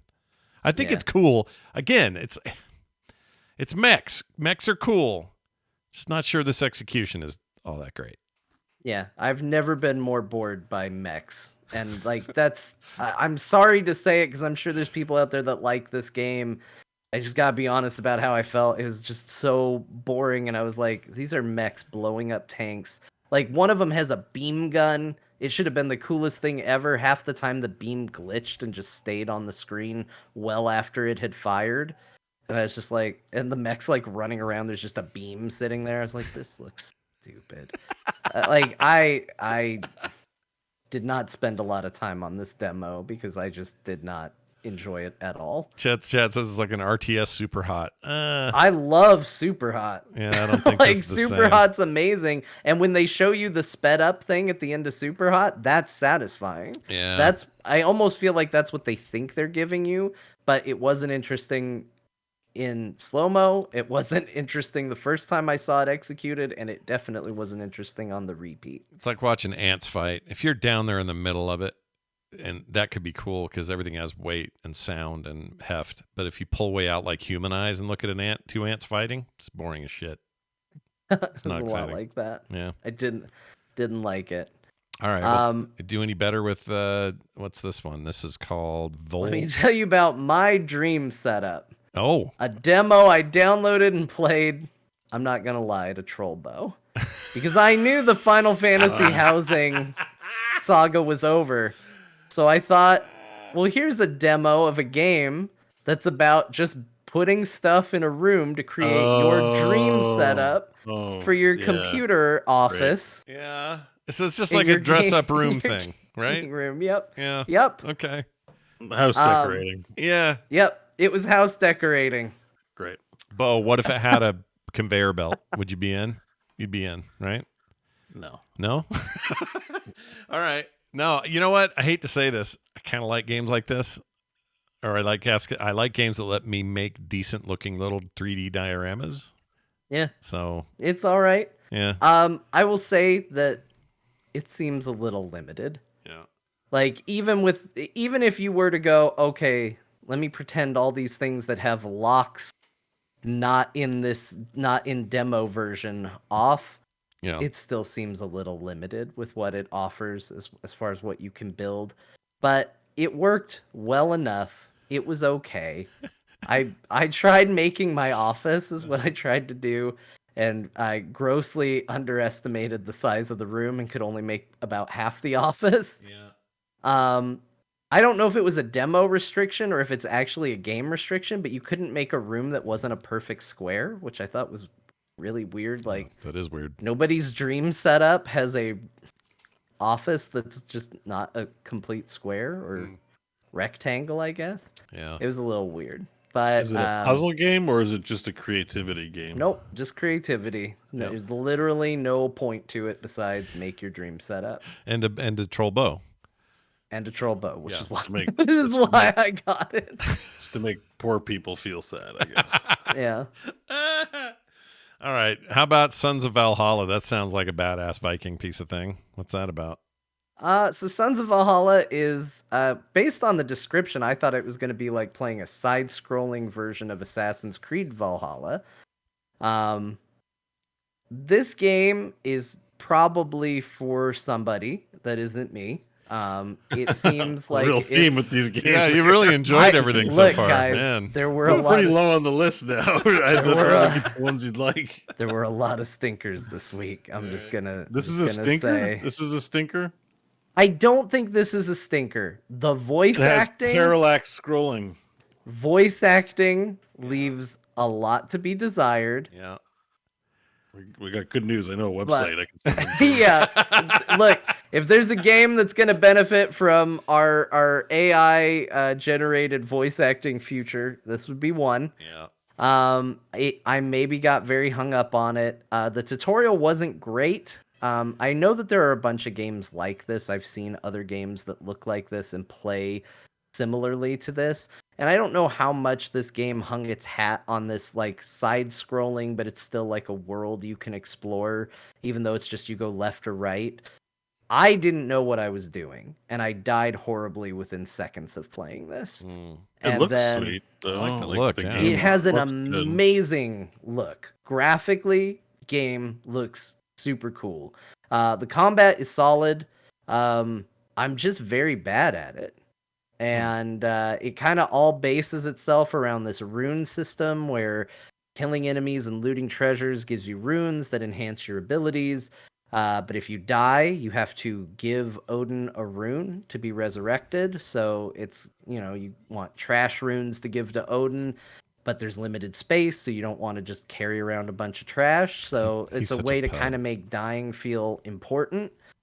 And it seems like it could be fun. There is a squad command element. I thought I was going to just be like a lone Viking doing lone Viking stuff, which I guess kind of defeats the idea of raiding because you want a whole raiding party. Yeah. But we lost to the very first like barricade we came up to. Like there were archers in a tower and they just smoked my entire army. And then I didn't know how to get more of them. And so I tried to assault it by myself, and that didn't go well either. And it's neat. It's got this kind of like push and pull of seizing territory, but then they'll eventually try and seize it back. So here you can see. Oh, jeez. That guy has super deep health pool. Yeah. Well, it's a block. It's a, what is that? It's like it's the orc wooden poker rampart. Oh, geez. Look at you with spears in your face. Well, your reaction time is not very good. I've seen you play a game a lot better than that. I died so quick. I was also confused why my guys weren't attacking the wall. Apparently that's on me. I was supposed to tell them, but I didn't know. So it's it seems like there could be something there. I did not spend enough time with it to unlock it. So that's why it is higher up on the list. It seems very competent. It seems like it's got a cool loot system where, you're collecting runes and losing them if you die and all of that. So I think there's definitely something there, but I didn't get to it. I just kept dying. That's what I happened. feel like I've seen that Heimdall in Marvel Snap. Maybe like a variant of him, the art. Yeah. Yeah, They like, I have a definitely variant lean that- into Marvel Norse mythology here. Yeah, just the armor set actually looks like one of the cards I have for him. That's kind of weird. Well, all right. That looks. I'd really like to look at that. I'll say that. Here's one I've been looking forward to, and I have no idea what to expect from it, and that's Void Train. So, how is the demo to Void Train? Void Train is pretty darn cool. Void Train is the raft set in like set on a train instead of a raft, or at the beginning a trolley. Yeah. Set in like kind of a void space, thus the name. Yeah.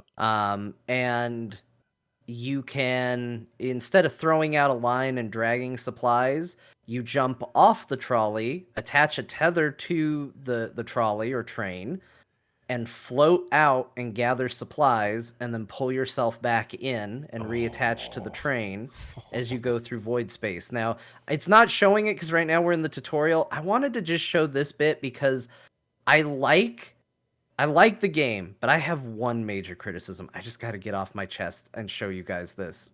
Watch this intro. Okay. Because somebody who does like animation for video games was clearly going for their animation reel with this video game. You're looking in boxes, and every item you pull out, it's not just a simple like, oh, I pick up the item and put it in my inventory.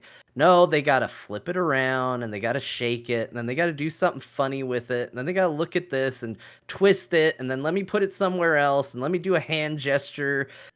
There's like 15 seconds too much animation on literally everything you do in this intro section of the game. So, like when you do, No, I kind of think it's sweet that watching it. I don't know what it's like playing it, but I think it's. I was going to say the same thing. I think it looks cool, but then it reminded me of like, okay, in Dead Space, when you get a new weapon, you do a little flourish. When you get a new weapon in a lot of shooters, you do that, right? This is just too much of that. You're saying like it's just overdone, too long. You're aware you're not in the void. You're not on a train. You're not doing what you downloaded this game to do. So you're like, come on, let's get to it, because this isn't teaching you any skills. This isn't a tutorial in the classic sense. This is just intro. Yeah. And everything has got to be like, let's give it a thumbs up now that we put it in. Oh, the door doesn't shut. Let's slam it shut repeatedly. And like it's a small thing. It bugged me. It's not worth giving it this amount of attention, the honestly. I see what you're saying. The thumbs up. Like when he had the hammer and he was trying to fit it in somewhere, it's like I was cool with that. Yeah. Now that he plugged the fuse in and gave a thumbs up to the fuse, yeah, it says a lot about the character you're playing. And maybe is you it a don't like him as lady or a much dude? anymore. Dude. Or... So I made a lady. You get to pick. You get a character customization. But then every sound I made proceeded to be a man's voice, and the narrator constantly called me him. So, all right, sweet. The game doesn't know how to do pronouns. Fantastic. so I don't know if I failed to save my create a character that I spent a lot of time on, and it just went to a default, or if that's just not programmed. I mean, that kind of looks like the outfit I picked, but I don't know about all that. I'll say this: all these little nitpicks and weird gripes aside, once you are in the void space playing the survival game that this is, it's very cool. It seems floating cool. around. I mean, I love the raft. I think the raft is a really cool survival game. Yeah. And this is a similar premise with a little more like free form weird control and ethereal weirdness about it. And I like trains. We've already established this. I'm apparently a real sucker for trains. Trains are cool. this Nothing wrong with like them. weird trolley that just goes through space is kind of neat to me too, and I dug it. Yeah. Eventually, you do get a gun, and there are things that will come and attack you on the ship, and you shoot a revolver at them. You get infinite ammo, so you can really do the Homer Simpson solve all problems with the gun once you get that. Yeah. And they got little things that chew on the train to slow it down, and there's just all sorts of neat little touches on it. I'm not super fond of the story. Some of the story flourishes are a little weird, but as far as like creating a weird world for survival and for getting through, like this totally does it. Like it's very, very cool. I'm going to own this game. I can tell you that right now. This looks Yeah. like my jam. I love the setting of this most of all. Like this just concept is nuts. Yeah. Yeah. Super into this. And every time you jump off something, there's a cool little tether sound, and you're just attached to a rope. It's exactly the kind of game you think it is. They're going to ask you to gather wood. They're going to ask you to gather metal. You're going to turn that wood and metal into a bench of some kind. That bench is going to tell you how to turn things into other things. Yeah. And there are upgrades.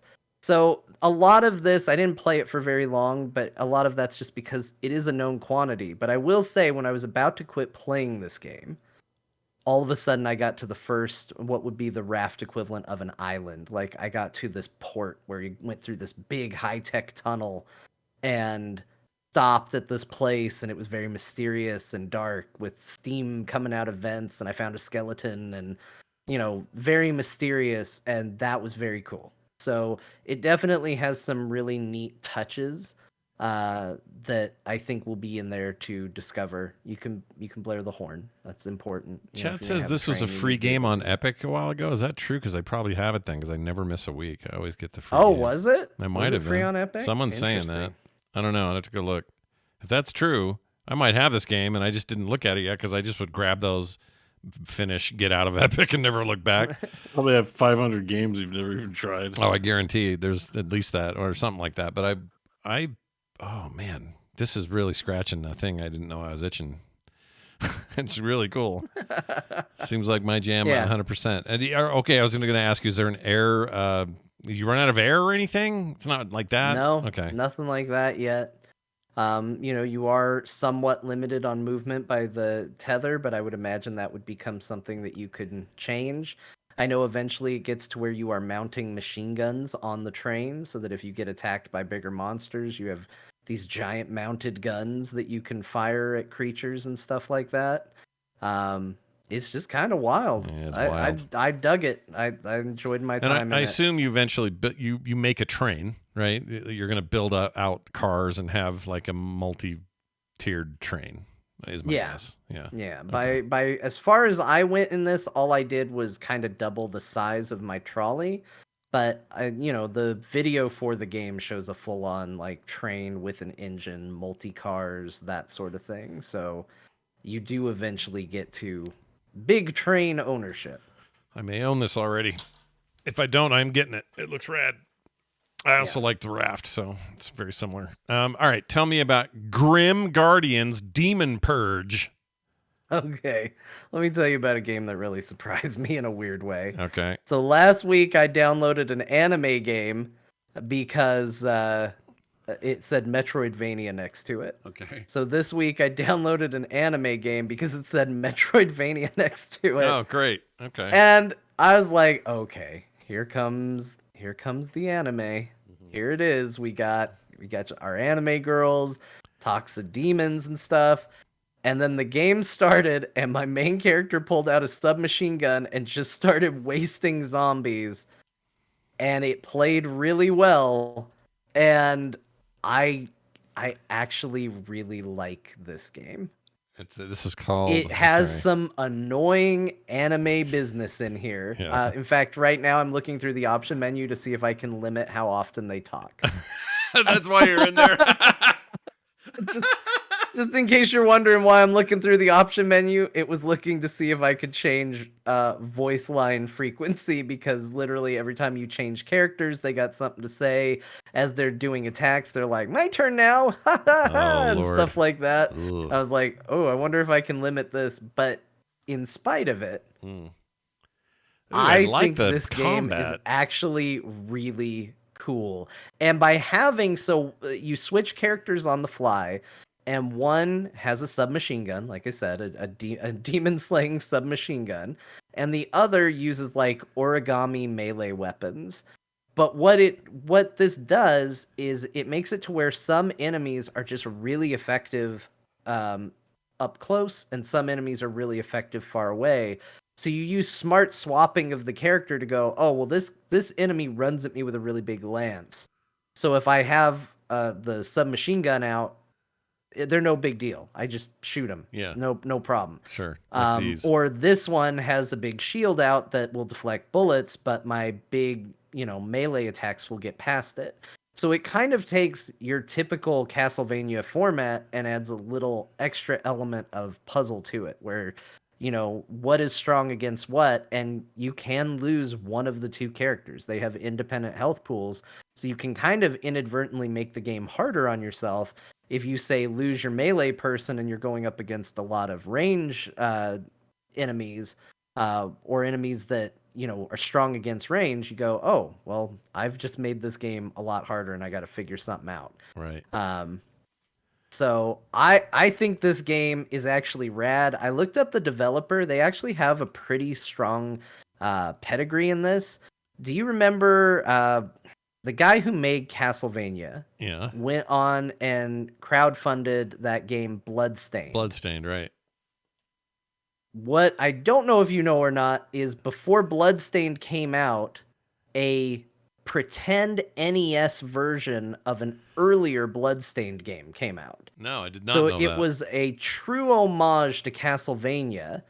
It looked like NES sprites and all of that, and it was set in the Bloodstained universe. Okay. This is the company that made that game. Oh, okay. So they actually have a big history in this kind of game, and it shows. It plays exactly like those games. Oh, and it looks so tight. pretty Everything darn looks. The fun. combat looks so tight and sticky. I love it. I think I get this too. This looks great. I'm gonna warn you, Scott. It's anime as shit. Yeah, I can deal with that if the combat's great. I liked it in addition to it, and I don't know where it's gonna go with upgrades and things like that. I don't know how wild it gets in that department because I just played up through one boss. I will say I got to where I thought the demo would naturally end in this game. Like I played through a whole section, felt like an entire level, got to an end boss. There was a cutscene at the end of it. I was like, surely this is the end of the demo. And then it was like, okay, now you're in stage 2. Keep going. Huh. I kind of got to a point where I was like, no, I feel like I demoed it. I'm good, but there's a lot of bang for the buck with this demo, and I had a really fun time with it. I didn't think I was going to. I thought I was going to find the anime nature of it annoying, and parts of it I did, but it more than made up for it in gameplay. And the combat looks awesome. I think I'm gonna have to play this. This is this full game is Grim Guardians Demon Purge. It's a hell of a name. Yeah, that's anime. In fact, shit. the way they talked in the game, I thought it might be a sequel, which is why I went and looked up the developer, because they talk about a character like they've had adventures in the past. But I couldn't find any indication of that. I think that's just this game being this game. And that's the narrative. I will say, I found the narrative. It was a little cheesy, a little schlocky. But it was better than that other anime Metroidvania that I played, where you were from God or whatever. Like that last week one, yeah. What was that called? I was much more on board with this story. So that was called. See the name of it. Hold on. John played a game last week's. Yeah, after Mage or After Image. Was that it? Yeah, I think it was. Yeah, it was After Image. Or Fabledom. Oh no, Fabledom was the builder. Anyway, unless it wasn't Box's Lost Frag. No, that was the puzzle box game. Yeah, it was After Image. Yeah, don't do that one. Do this one instead, everybody. Again, called Grim Guardians Demon Purge. All right, you've saved the best for last. This one I was already interested in. After your comments on our Discord channel, I got more excited. Tell me about Inkbound. Inkbound is awesome. And I wouldn't be surprised if you guys hear a lot of talk about Inkbound in the near future. This game is like Hades meets Slay the Spire meets XCOM I'm in. Like it is Hades style, like rooms where it's, you go in, you have a fight with one or more monsters, and then you pick a path, and those paths are going to confer bonuses, much like Slay the Spire or like Hades. You have a deck of abilities, kind of like Slay the Spire, but you don't pick it. It's not like a deck builder. At least nothing I've done has felt deck buildery. It's more, these are the abilities that the class you chose have, and you can make updates to them. But the combat in it is turn-based. You can move around in real time, see your actions in real time, but the enemies wait until you take all your actions. So it's almost like Dungeons and Dragons, where you've got so much of an action economy. You spend it, then the enemies get their turn, and you get your rewards. You go to the next room, you do it again. You take greater risks, you get greater rewards. There's some level of a multiplayer component. I didn't play with anybody, but I do believe this has multiplayer and things like that in it. And because you're in like a lobby, like in the main area, you can see other people playing the game on as their characters that they created. I believe you can party up and play multiplayer. It's really, really good. It took me a minute. I was like, oh, this feels weird and clunky and kind of odd. And then by my second or third fight, I just got how all these abilities work together and what we were doing, and was like, oh, no, this is actually something very cool, because it's kind of like turn-based Hades combat. And I'm maybe really digging this. I tried to kind of speed through it because I was doing the demos. I was trying to get through a ton of demos. Obviously, I played a bunch of games this week. I was trying to get a lot of things. I by far spent the most time with this, and even spending the most time with this, I still tried to play through very quickly. And I feel like I did, generally speaking, really, really well. I think if you really sat down and actually thought about, like, oh, I'm going to do a build, or I'm going to pick these perks and these abilities, I think this is going to be something really, really cool. Oh man, so this looks great. I'd heard about this. This is the Monster Train devs. For those wondering where maybe the pedigree here, Monster Train is an amazing deck building sort of Slay the Spire like, really great game. If you've skipped on it, you shouldn't have. It's really, really good. This looks like extra special. I can't wait for this.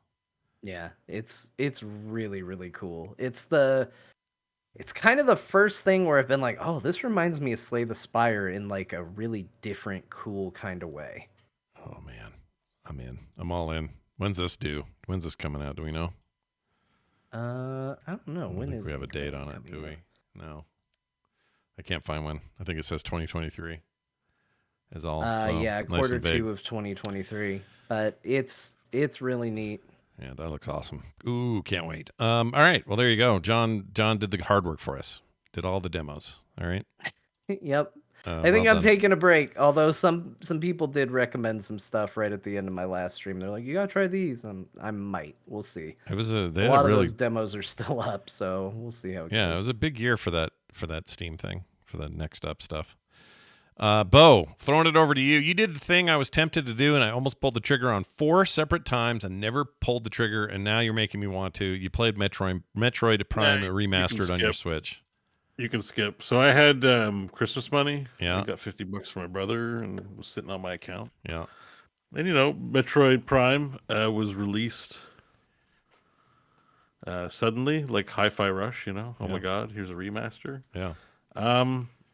Not that I expected differently, because it was called remaster and not remake. But coming just off a Dead Space remake, my expectations were kind of high. But it's literally a remake. It's a HD texture pack on the game.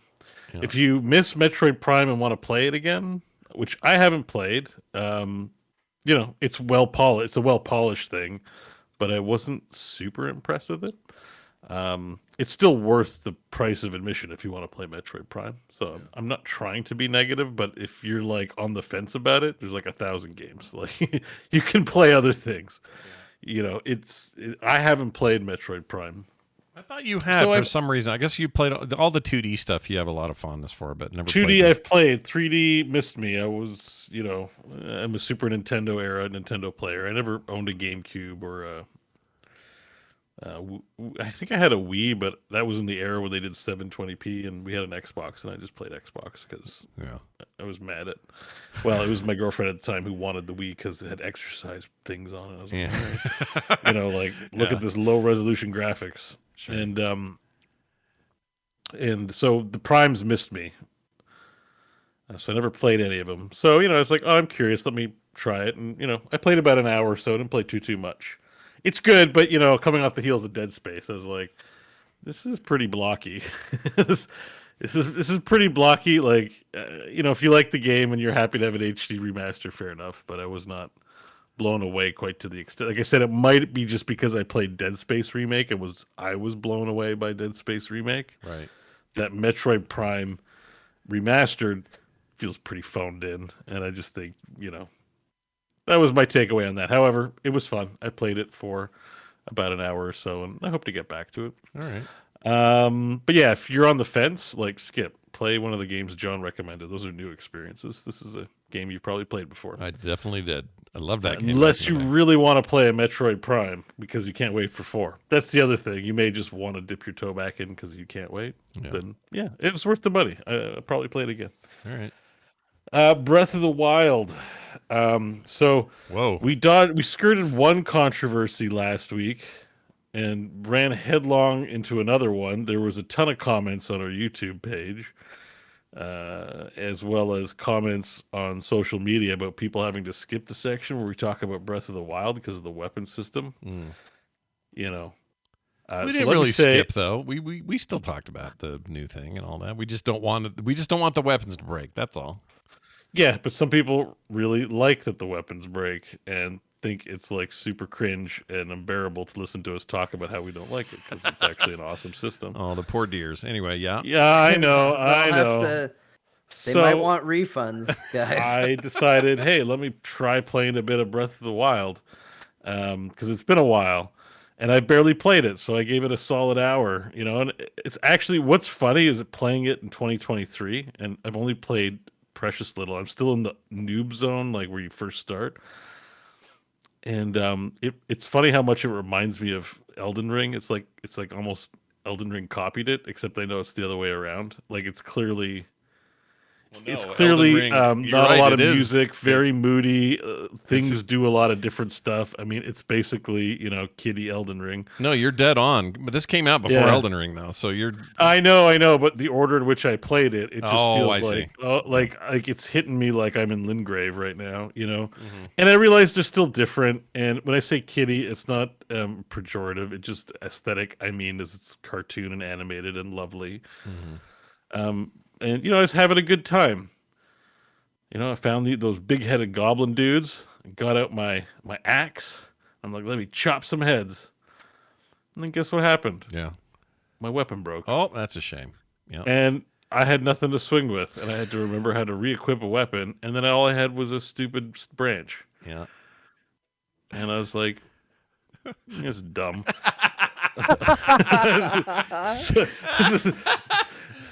It's just like it would be one thing if I think the sword lasted a long period of time, but I got it in the last combat, and in the next combat, it didn't make it through the whole combat, and I was like, I mean, the skeleton arms kind of make sense, right? Like, Sure. Yeah, okay, it's a skeleton arm, I got it, but this is a forged sword. I'm hitting like a rumpy, leathery skinned goblin dude. Like, the sword might blunt. Yeah. Maybe if there was a mechanic where the enemies could take your sword and snap it in two and go, "What now, little man?" That would be awesome. But just you're showing the guys there, like those guys. Yeah. Yeah. Like, there's no way a sword is breaking or an axe is breaking on those guys. I would chop 500 blunt edge and everything before that axe breaks. It's weird. I'm sorry. If you like it, great. I'm not going to poo-poo anyone's fun, but it ain't it. It ain't it. That's all. See, this is why I've said, like, from every other aspect of this game, it is it would be my favorite game I ever played. It really would be, but for that one freaking thing. I'd say if you just increase the amount of time, like how many, like if you have a knife and you had to murder people, how long until it breaks? Like 5 people. I guess I shouldn't be asking mass murder questions on the show, but like, how much can I do with a weapon, like before it breaks Yeah. against unarmored opponents. Yeah. Again, maybe if I'm fighting an armored Koopa and I hit it once and it breaks, like don't use the sword on the Koopa, use the hammer or something, like that would kind of be like make sense. Anyways, I enjoyed the hour I played, but yeah, I didn't love the mechanic. So I confirmed that. That was a nice little experiment. Yeah, it's fun to do. Moving along, I just played my usual rotation of Snap, Borderlands 3, and Timberborn. I had some Godot stuff, but I really hit a wall of fatigue, so I think I'm going to save that for next week. We're already at 9:30-ish in, so I think I'll leave it there for the games. Okay.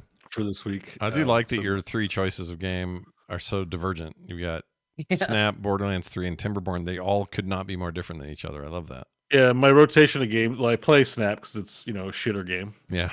By the way, for all the people, like I get it, like almost every day. It's like, did I play you? Like either there's people named Bo or Gorath on there. I get asked a lot. Was that you I just played? I'll tell you the telltale signs. My avatar is Quinjet. All right, it's just a plane. It's not any of the characters. Yeah, it's just the airplane. And my name is Gorath, so that's not Bo or any other monikers. And it says I'm on the toilet. I use I'm on the toilet, and that's been pretty consistent for the past several months. So okay. If you see those things, maybe it's me, but otherwise, no. There you go. Yeah, Borderlands 3. I'm on the second X pack, and I've been doing sort of missions and stuff. It's like it's Diablo endgame. There isn't much to say about it. You kind of know what the deal is. I'm playing it. It's fun. Yeah. And Timberborn I've cooked back up, which is why I said on the Factorio front, Timberborn is a really awesome city builder. And I've been playing that again and making dams and carving water through the landscape. Yeah, because you're beavers, and beavers do that stuff. That's what they do. Exactly. Yeah. Well, on that note, we are going to take a break. When we come back, we're going to do a Dare Martha. Okay, and those are always fun. Then we're going to do a quick roundup of some remaining news. And then we got a phone call, we got a text, all kinds of shit, including a mashup at the end, which has a title I don't feel comfortable saying, but I'll do it. I think that means Bo said it. Just to give you a guess. Yeah, if Scott won't say. Oh yeah, this one was a weird one. I'm just gonna say it now. I'm not gonna say it now, but Jamie sends out these, surveys, and it's like this one. There's got to be a little bit of uncertainty there. This one's definitely like I've remembered saying it. Yeah, so, I couldn't imagine anybody but you saying it. So I'm guessing that is still correct, but we'll find out after this break. So everybody go do your thing. Chat room will be 5 minutes or so, and then we'll be right back. So stay tuned. Nah, it's all right. I only just got back too, so. Bo's not here yet. Okay. You are all good. Excellent. Yeah, so I bought that first game you mentioned. Oh, the one I said was bad. Yeah. Yeah, whatever that is. What's it called again? I mean, it might be fine. That Phantom Brigade was the only game I thought was actually bad. Yeah. Everything else was just like either not for me or and you may have had a bug out on that one. Like bugs are one thing I can deal with if it's early access, but $8 is like nothing. I was like, okay. Yeah, that's reasonable. So let's just real quick here. Yeah, Terraform B. There it is. Let's do something else over here. What was I going to do? Oh, I was going to check Epic and see if I already own Void Train. Couldn't do it. Oh yeah, that's not a bad thing to figure out. Let's see. What's the free game this week? War Pips. I already own that.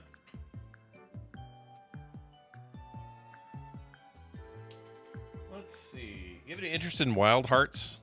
It's like based on an old Japanese game, right? I've heard it's like Monster Hunter, right? Oh, Monster Hunter. Really? I didn't know that. Isn't it like it's same sort of principle as that? Maybe. That's interesting because maybe I'm not maybe I don't care now. I mean, Monster Hunter has its, I don't know if that's true or not. I haven't really followed it. I know a lot of people are excited for it. It's getting really bad reviews on Steam right now. But I don't know if that's related to the actual game or the port of the game. Void Train. So here's the answer on Void Train. It is highly regarded over here on Epic, but I don't own it. I don't think they ever gave it away. It's in early access, so I can't think of why they would do that. So I'm going to say no, I don't have it. But I think I'm getting it. It seems like it's going to be cool. It seems rad. All right. Bo's back. You're back. I'm back. Hi. We're all back. Hi, Bo. Hi, You turned into a Smurf for some reason. Oh, sorry. I put my PC to sleep and it shares the I camera. meant to ask. Have you got a vignette thing going, or is it just really dark in your room? My camera Except for the might one have... spotlight. Yeah, you're very spotlight-ish. It's cool. It's a vibe. I just, If you look back there, I think... Oh, no, that's 2014's. The 2017 Nerdtacular sign I have on the other side you can't see. I can see you and John's signature on it from here. Oh, really? Yeah, you guys and everybody that was there that year signed this big poster, so I have all the... Actually, signing was fun. Yeah, it was fun. I had a good time. Except a certain person always signs the crotch, and... Well, that certain person... Oh, who was the crotch signer? I forget. Had an unfortunate turn. You could probably take a guess. That's all I'm going to say about that. All right. Well, I had a good time, regardless. It was fun, right? It was a great time that year. There may be another one in the future. The mountain air was tough. It was mountainy. It was very mountainy. Oops. But you had a bush burger. Nope, that was Anaheim. All right, let's see. Yeah. Okay, we're gonna hit record, and we're back, everybody. It is time for everyone's favorite breakdown of a magazine from yesteryear. I can't wait for this one because I used to subscribe to this magazine. And I can't believe how old and ancient everything in there looks. But John's going to take care of it, as always. John, anything with this Dear Martha I need to prepare for, or just the standard? Standard Martha. All right, here it is. Enjoy. My dearest Martha, what do you imagine when you hear the word encyclopedia? What about the summer/fall 1998 Game Player's Encyclopedia of Nintendo Games Volume 5? Because that's what we're looking at today. And I don't know what I actually expected, but it wasn't this. Maybe I got too hung up on the title. The cover clearly paints this as pretty much any other video game magazine, by promising the coverage of the best SNES, NES, and Game Boy titles, or 15 pages of Super Mario World hints. And perhaps the most weirdly written brag I've ever seen: never published TMNT 3 strategy. What does that mean? They are literally publishing it right now. Do they mean until now it has never been published? And do they mean by them or anyone? Is this the only time anyone published a strategy guide for TMNT 3? Do they even mean guide at all? Maybe they just found some trick that nobody else knew about. It's just the weirdest language to use. Was it something they were planning for issue 4, but the world was deemed not ready for it yet? But now we're at issue 5, and it's time to open Pandora's turtle box. The point is they're very excited to print it. And 30 years later, I still don't know what it means. Speaking of that cover, though, remember the bragged about 15 pages of Super Mario World hints? Wouldn't you expect that to mean a whole huge section dedicated to Super Mario World? Well, in the Game Player's Encyclopedia, it means a few pages of tips on page 14. Then, some more on page 30, with another visit on page 47. It's almost like the magazine is taking commercial breaks for itself. Just another really strange thing. Martha, that's the word I would use for this whole thing. It's just a weird magazine. It has a title that makes me think I'm getting something more akin to a buyer's guide, but what we wind up with is this magazine that is just trying its hardest to be a gaming magazine. Maybe even a little too hard for what it can pull off. Sometimes it's trying to be overly informative, like telling you the Battletoad Zitz is 6'8", weighs 303 pounds with amphibian eyes, and Jesus, that's how big Battletoads are? I guess that makes sense. That's a big-ass toad. Other times it's trying to give you strategy guide type tips, but its fun layout makes it hard to know when and where to apply the tips with the washed out images. It makes an SNES game look like an original NES game.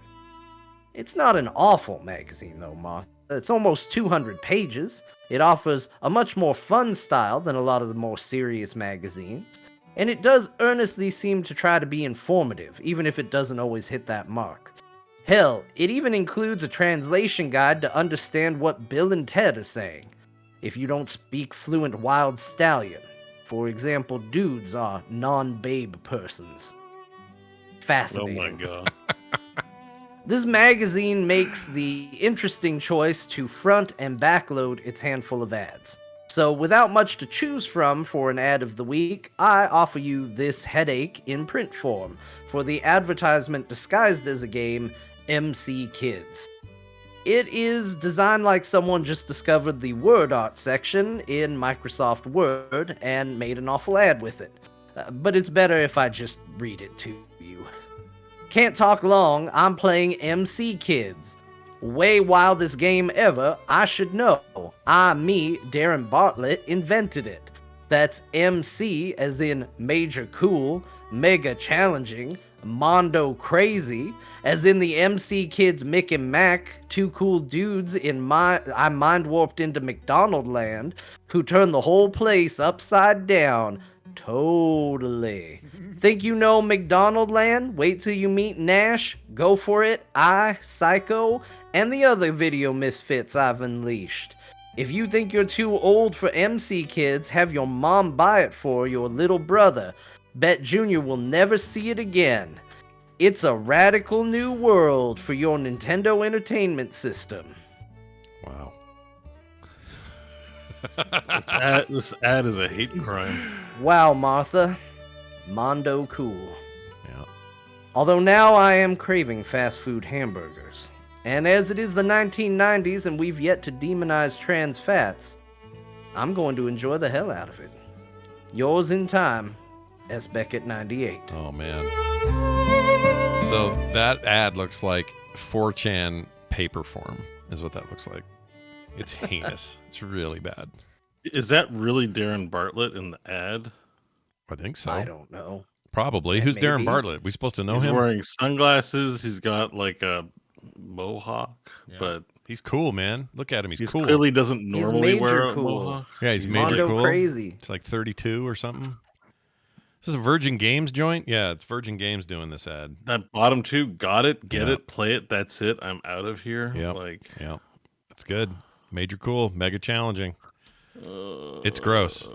It's gross what we've done. We've done a gross thing. We haven't, but humanity has. yeah, humanity. Yeah, It's well done as always. All right, I enjoyed the almost heck as out bad of as that. pouring 5 billion gallons of gas in the air. Well done. Now this. That's not it. This. Remaining news items of the day. I'm going to rip through these. There's something from Yoko Taro's. This is the Nier Moon guy. Nier Moon. Anyway, this, Nier. He's yeah, the Nier guy. he's the and he Nier wears a Automata moon- guy, he right? wear- Did all the yeah, Nier he stuff. wears a moon mask over his head. Yeah. You know him. He's doing something crazy. It's a free-to-play mobile thing, but the premise is crazy. What's the name of this? Is it called Yoko Taro? Or is that the name of the guy? Let's see. No, that's the name Here of it the is. guy. The- Mobile game has players battling Sega to restore the world it corrupted. This is amazing. Mobile game reimagines classic Sega games as attractive women who represent an evil version of Sega. In a trailer for the game, the narrator refers to a distorted world where Sega reigns at the top of the world, controls everything. That's I believe that. I already believed that. Yeah, so basically the game is called 404 Game Reset. Yeah. You play attractive female versions of classic Sega titles Yeah. to stop Sega, which has become an evil corporation that now controls and runs everything. Yeah. They didn't lose the console war. They won it, and they took over the entire planet and became evil.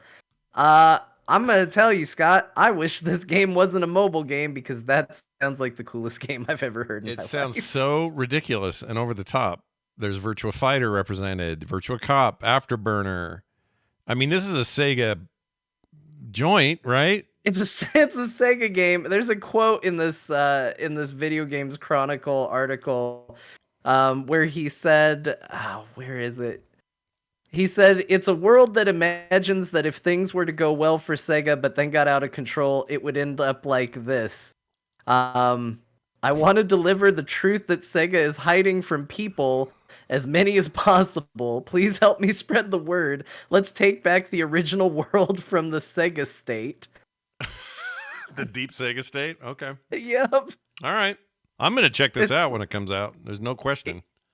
It sounds insane. Can in a I way play- that can we play it here in the It States? just makes me happy. Is it a States thing or is this Japan only or what's the deal? Do we know? I think it's coming out here, maybe. This trailer's insane. It looks like a Tool video. Everything about this game is insane. All right, I'm all in. Whatever this is, I'm getting it. I don't care if it's mobile. I'm getting it. It'll be free, so there you have it. Good news for you both because you still have this game and you haven't played it in a bit. But Venom is teaming up with Spider-Man and the Midnight Suns on February 23rd. So next week you get Venom. I'm excited about that. Are you? I was not excited about Deadpool. I have not played since Deadpool got added. I will probably play once Venom's added. Venom's pretty cool. You and I like Venom. Not saying Bo doesn't, but in particular, like there's some good stories. There's some good comics like Venom. Bo likes. Venom's cool. Sorry, I like Bo Midnight likes to think Suns. about the ins and outs of symbiote costume wearing. Mhm. Yeah, Venom's interesting.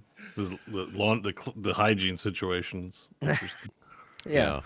Some Yeah. of that's pretty Yeah, rough. I'm waiting for all the DLC. It sounds like that they're coming out pretty quickly. So I've finished the game, and when all 4 are released, then I'll maybe dive into a new game plus or something like that. Yeah, we're still gonna get Morbius and Storm. So they're about 50-50 on characters I'm interested in with DLC. So So it's Morbin time, is what you're saying. That's great. no, that's not the one. Weirdly, Scott, Morbius isn't the one I'm interested in. Oh, weird. Weird. I kind of like Morbius. I've been playing him in Snap. So Morbius, the comic character, is great. One of the most amazing characters. I love Morbius. That movie is so freaking bad that I can't like him anymore. I haven't had the pleasure yet. Don't have the pleasure. Nobody has, I believe. Yeah, there's been no pleasure. Pleasure-free experience so far for everybody. Also, we got Horizon Forbidden West. We were talking about the Up the Mountain deal earlier, but the game, the full game Forbidden West, which is it's a fantastic game, coming to PlayStation Plus Extra in February sometime this month. PlayStation Plus Extra. I know, it's What's the worst Which tier names. is that? Their tiers are the worst. That's the one where you've got PlayStation Plus, but you're acting in public. Yeah. Yeah. It's the middle Got it. tier. It's like the $15 tier. And so it's okay. Cool. It's not great, but it's okay. Congrats There are to 5 Lord of the PlayStation. Rings video games being released by April 2024. That's interesting. We know nothing about them, but whatever those are, we'll probably hear soon, or maybe E3 or Channeling something. their inner Warhammer. Yeah, man, probably. I think they should just do Lord of the Rings, Gimli. Gimli. Lord of the Rings, Legolas. Lord of A the boomer Rings, shooter. Frodo. Yeah, You boomer just look shooter. mopey, Boomer shooter. and they call you the hero at the end. Okay, I'm in. You've now described what I want. I wasn't sure until now. There's a Tetris movie happening. It's actually an Apple original and will be in theaters and also on Apple TV Plus called Tetris. It has Eggy in it. Eggy? Who's Eggy? I think he's in the Kingsman. Oh, the brother, the Edgerton brother. Edgerton. I thought maybe in the movie he's called Eggy, or maybe that's a different character. There's Taron Edgerton. That's who it is. Yeah, but his character in the Kingsman, I think, is Eggy. Oh, really? I never saw that. Yeah, I it's should the probably see that. Never saw it. Kingsman's kind of awesome. Like I really like Kingsman, and then they did a new one with Ray Fiennes instead of like it was like a prequel in more Cold War era. Mark Hamill's in the first one, I think. Weren't there 3 of them? No, it's There's Eggsy. Thank you, Eggsy. Lucky Bolt. Okay. Yeah, no, Kingsman is kind of dope. It's kind of like Well, you must have. You haven't seen the Kingsman, like the first one. Never seen him. It has like one of the most memed scenes where the King's Speech guy, what's his name? He was in like everything for a little while. He had a pretty hot streak of movies. Yeah, handsome guy. He's great. I like him. Colin Firth. Colin Firth. That's it. Yeah, Colin Firth plays like the senior guy who's passing on to Eggsy. And there's that scene where he goes into a church and they get Samuel L. Jackson mind blasts them with violence sonic waves, and he's got to kill all the churchgoers. It is so subversive. Like they're just normal people, but they're driven to violence. Wow. And he's a super spy, and he's like there's this huge like one take shot of him literally murdering everyone in the church, and they're all murdering each other. You should just watch the clip on YouTube like tonight. It's awesome. All right. It's like the story is very comic booky and not, it's satirical, really. Well, it's based on a comic book, right? It's based on a but it's not like James Bondy where it's like quasi serious. Like it's subversive, and I really like the Kingsman. It's based on the 2012 series. Kingsman comic by. You haven't seen any of the Kingsman? No, That's none crazy. of it. None of it. Who wrote they're the a good time. You're gonna like them. Oh my god, they're good. Oh, Mark Miller. That's what this is all. Mark he does. Strong's in it as well. Like all of your a good rack of good old British chaps are in this movie. He's the one. He's the one that did the Old Man Logan story. He did Kick-Ass, Kingsman, of course, that we just talked about. The Civil War run was him. That guy's a good comic writer. I like him. So it's good. It's good, but yeah, there's that church scene is like something else though. It's pretty wild. Well, they're making a movie about the creation of Tetris and their desire to get it off the Game Boy and onto more platforms, but also deals with the Cold War, and that's interesting. I kind of want to see it. I do want to see it. Yeah, it's actually a pretty interesting story. The who had the rights to Tetris was a big point of contention for a long time. Yep. It's a lot better than what I expected. When I didn't know this movie was being made, I didn't know anything about it. Yep. And when I woke up and saw a trailer for a movie called Tetris where someone was vaguely looking up in the thumbnail, the YouTube thumbnail, I went, "Oh shit! It's gonna be a piece. It's coming here down. It comes. It's gonna rotate. Stupid ass blocks falling from the sky in a Michael Bay kind of manner, going through buildings and stuff. That would suck. Oh no! Yeah. You kind of wish it was that movie, like an Alien Invaders movie, like it's like Independence Day, but it's blocks and just like. Only if they do it like Futurama or something. Futurama did that great one with Space Invaders, where they're like, "Sir, they're shooting up through the base or something," and he goes, "Fine, speed up, go down a level, and move faster," or whatever. Like they just played with the games. I'm all fine for that in cartoons. I don't want live action bullshit with that. Yeah. That'd be dumb. Or like an SNL parody. Like, like I want to see it because it would be funny. I just don't want it to be real. Yeah. And it's starring someone big like Timothy Chalamet, who's the only 18-year-old on the planet with the power to move it with his mind. Yep. He gets a hold of some alien techs, and finally we can fight back as he goes dun dun dun dun dun dun dun dun dun dun dun dun dun dun dun dun dun dun. Yeah, he stops him over Russia as it's falling down. He discovers he's the only one that discovers that they have an AI subroutine that if too many are connected in a line together, they short out and blink out of existence. He's like, I can do it. Yeah, right. No. Yeah, it's too many Peter Tetrinos to stick together. Stormrare. Peter Stormrare or whatever his name is. Storm Armor. Man, Storm Armor. You know what? Bo's got the right idea. Let's just pronounce it so damn crazy that person is like, I'm never correcting. Oh yeah, do it all the time. Turns out Stormare was fine because now they're calling him Storm. Well, I'm legit trying. I just don't know. That's how I do that Kick-Ass girl, Clarence Moretz Pertise or whatever her name is. Clarence Moretz. What is it? Wow. Chloe Moretz. Clarence. What is it? Chloe. Oh, there it is. It's Chloe Grace Moretz. That's it. I don't know how to do her damn name.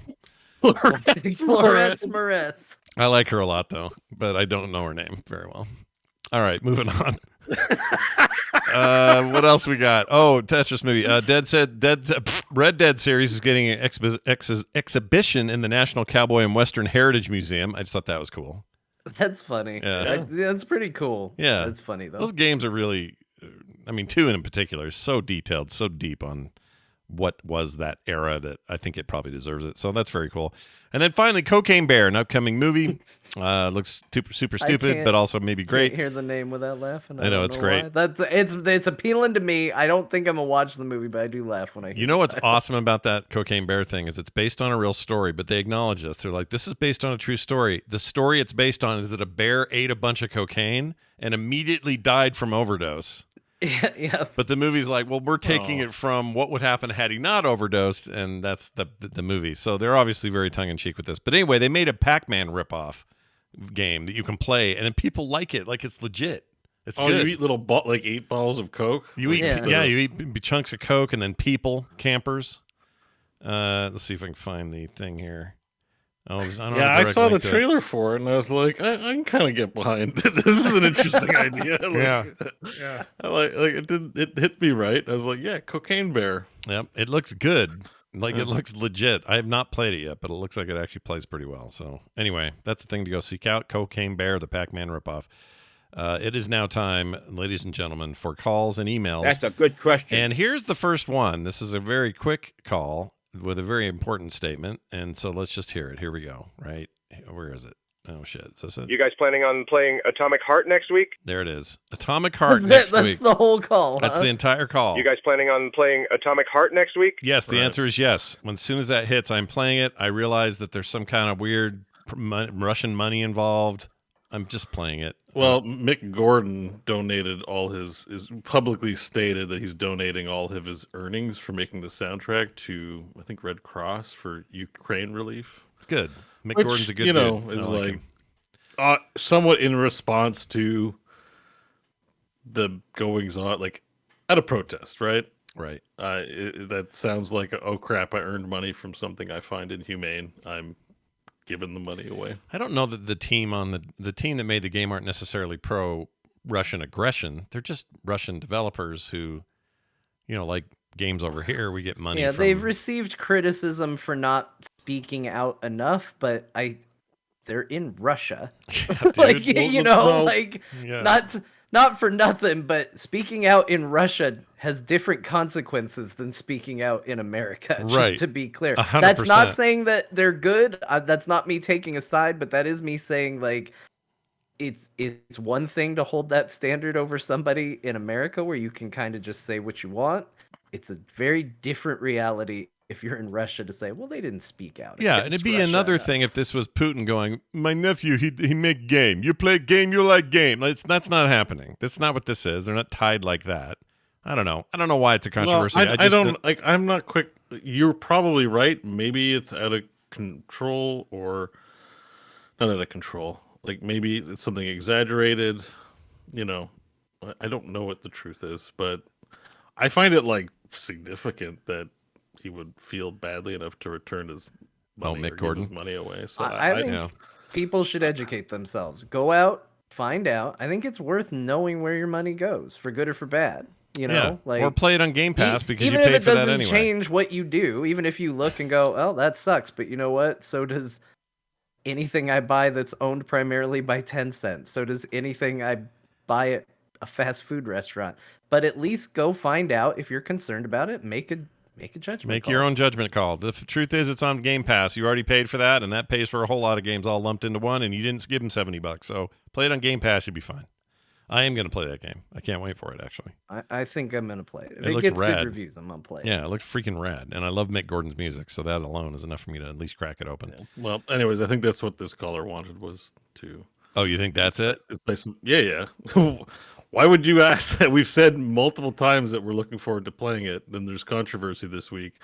I'm probably passing until I learn more about it. But to each their own. Interesting. I thought he was just like, Yeah. "You guys excited about this? All right, let's go." But you're right. Maybe he's like, especially his tone. Listen again. You guys planning on playing Atomic Heart next week? This is that kind of judgmental now, doesn't it sound? Yeah. Yeah, I mean, it's But that's why I was confused, like, why, if there was more, because it sounds like it should be part of a bigger rant, right? Yeah. Like, it sounds like we only got part of a rant. Like, none of you played Hogwarts Legacy, so you guys gonna be playing Atomic Heart? Huh? You assholes? Like, it just sounds like it should be part of a longer thing. Yeah. I don't know. We might be giving this person a lot more than they intended. They just I'm might just not be- sure, but like I was been perusing the headlines today. That one came out as like a oh, here we go. What's Yeah, going here on? we go They again. deny it, but Well, we did have something that happened in Hogwarts Legacy this week that I thought was notable, but it's that somebody modded it so every time you ride a broom in the game, you ride Shrek, like a full grown Shrek. That's pretty cool. And John Yeah. loves Shrek. like so I'm anti mods now. You Like, don't even like 100%. mods? 100%. I'm against it now. That's awesome. I heard Puss in Boots 2 is pretty good. I hear it's really good. My daughter saw it with her friends and said, "Dad, don't skip on that. That is like one of the best animated films I've seen." I was like, I mean, "Really?" I love the Shrek movies. I have also heard this and was curious It's about it. very I curious. don't mind Shrek. I thought Shrek was a great movie. Well, at least the ones I saw. I can't claim to have seen them all, but Right. They're all good. I saw Like, 1 and hopefully. 2 and maybe 3. Are there 4 of them? Four, Anyway, it doesn't maybe. matter. I've seen at least 2 Shreks, Two Puss maybe in more. Boots. Yeah. I liked them. I just don't like the weird meme around it. Yeah, I you don't think like the it's- memery. I don't think it's funny. Yeah, you're not a. It's not about Shrek for you. It's like why Shrek is what it is for you. Like why is that funny? And I kind of agree with you, but I love finding Shrek memes and then forcing them on you. I love that. I think that's probably what it is. I think it has now gotten to a point where people just know it bugs people, and they're doing it because they know it bugs people. I do this with a lot of people. I do that with mayonnaise, any kind of mayonnaise imagery or anything. I do that with Justin Robert Young. He hates mayo, can't stand it, grosses him out. So if I find some guy eating mayo out of a bucket with a big fat spoon, I'm sending it to Justin. It's just I the did way that it to is. mess with my babysitter once. I got mad at my babysitter when I was really little, Yeah. and I wanted to do something mean for revenge. Yeah. So I said, "Hey, you know what would be fun? What if we did like a taste test to see if we can guess what a food is without seeing it?" Yeah. And so I started very innocently, like, "Oh, it's a strawberry. Oh, it's an apple slice," and then I just gave her a spoonful of mayo at Oh, one point. dude. That is mean. That was the whole reason I even suggested the game, was just because I knew I was gonna do that at some point. Oh, man. And I really did not like this babysitter. I called my parents on her at one point, was like, "Mom, Dad, the person you have left in charge of me is currently sticking a fork in the toaster because her bread fell in there, and I'm pretty sure she's gonna electrocute herself and die." That's amazing. And for those at home that thought John was talking about like a babysitter watches his children now, that's not what he meant. No, this He was meant when when I was he was a very kid. little. Yeah. Yeah, when I was little. Yeah, he's not doing it to kids he's paying to watch his kids. No. Just to clear that up, I don't want to get emails or anything weird. We don't want any misunderstandings. All right, where the hell are we? Let's do this text here we got from dude. This is from Carson. He says, "Hey, Core Boys, what games have surprised you by containing much more depth than you originally thought? I recently started Inscription and was very pleased when I saw there was so much depth to it. In addition to the blood sacrifice game card and puzzles around the cabin, there are 3 additional game cards in the environments, including a 2D 8-bit-ish top-down exploration mode. Think original Legend of Zelda from the 80s with card battles and puzzles. If you follow the story, these new depths open up and the game becomes much more than I thought. Have you had similar experiences with games?" Says Carson. The first one that came to my mind was Inscription. I agree with him on that. That game is weirdly thin on the outside, thick on the inside sort of game. But I can't think of much more. I know there are other games like this, but John, do you have anything in your past where you're like, oh, that thing really opened up and got weird or great or whatever? What was it? So there is one game I can think of right away, which is The Witness. Oh, yeah. Which is a seemingly very simplistic style puzzle game where it's just drawing lines to things. And I guess spoilers for The Witness. It's been out for a long time, but there is a point where the game presents to you and you realize that the same line patterns that you've been solving on these puzzles exist in nature in the real world too. And if you take your cursor and trace across like a lake or a wall in the same way that you have these puzzles, it works. And you can solve puzzles in the world as well that same way. That's pretty And that cool. was a very like, holy shit. This came out of nowhere. I can't believe this. So that was really good. Oh, I'm also going to steal one from the chat because they got a good one. Doki Doki Literature Club is definitely Does one that of those. count, You kinda though? go in knowing something's up, Yeah. but yes. But does that count? Because that one and like Frog Fractions, you know that those are up to something because that's why you got turned on to playing it. You know what I mean? Well, I didn't know with Frog Fractions. Okay. I got in on that when people were still just being like, you got to play Frog Fractions. And I was like, okay. And so I did discover the first one organically. But Doki Doki, I knew. And like, reasonably so, the game gives you a content warning. Yeah. Like, they really should. There's some really brutal content in that game. But, you know, you don't know exactly how brutal, but you're not doing you're not doing a literature club when they're like, hey, this contains like extremely graphic violent images and stuff like that. So Okay. it's a little trickier with that one. I knew something was up. It was cool the way you resolved it though. Like it wasn't surprising that there was a twist to Doki Doki, but the way you resolved the twist and kind of played the game, that was very cool. Okay. Dave the Diver also did this for me, but I talked about that a couple weeks ago, so you can go back and listen to that. But surprised me with the depth. Bo, what kind of game where you're like, man, look what's under the surface here? Ooh. Well, Final Fantasy 6 and 7 both had 7 had multiple, but big, moments. Leaving Midgard, realizing there was actually a whole other game. Yeah. Aerith dying was huge. The first in the series. Yeah. And Final Fantasy 6 or 3 in US, when you feel like you explored the whole map and you're getting to the end and realize you're just 50% through the game because the world blows up and now you have to survive in the blowed up world, was actually pretty mind blowing when that happened when I first played back in the Super NES days. I mean, in terms of like just, I think he means more mechanically though. It's very narrative and it doesn't really change the mechanics. So Sure. I don't know. It Can't can really work either way. I'm sure there have been. I know there have been, but I can't really think of them off the top of my head. I think like I had several of those moments with Disco Elysium where I was able to become an art cop. I was like, this game's going in very strange directions, and it's just really had a lot of good moments. But again, it's not mechanics; it's more just where the narrative is going. Yeah. Yeah. Well, I can't really think of any where it's like it's so transformative. Like the games you mentioned seem like the right examples, Right. but I can't think of any off the top of my head. Well, I think story works as well, especially in a game format, because that stuff's hard to surprise you sometimes. And when they do, it's like, oh, man, a video game surprised me. It's a rare thing, I feel like.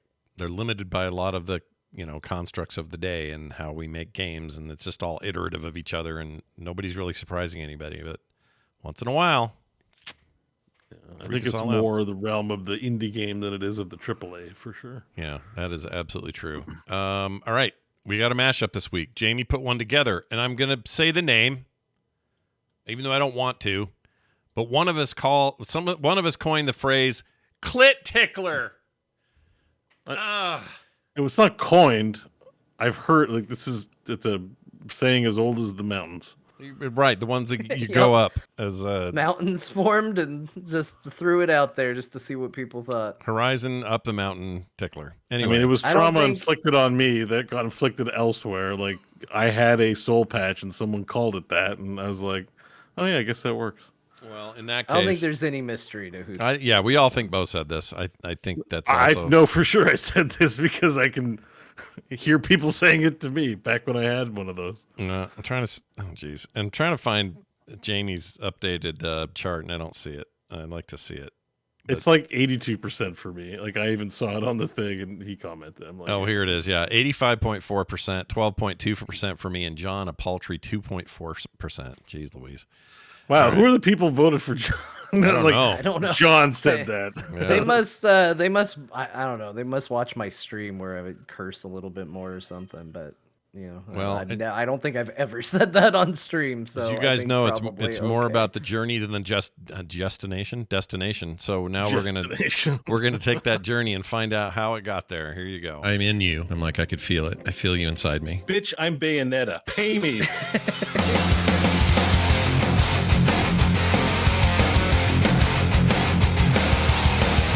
got a message from Jack the Knife who says this. Ugh. I don't think it means Jack the Knife, like the way you're thinking. I'm not gonna say any more words on the subject.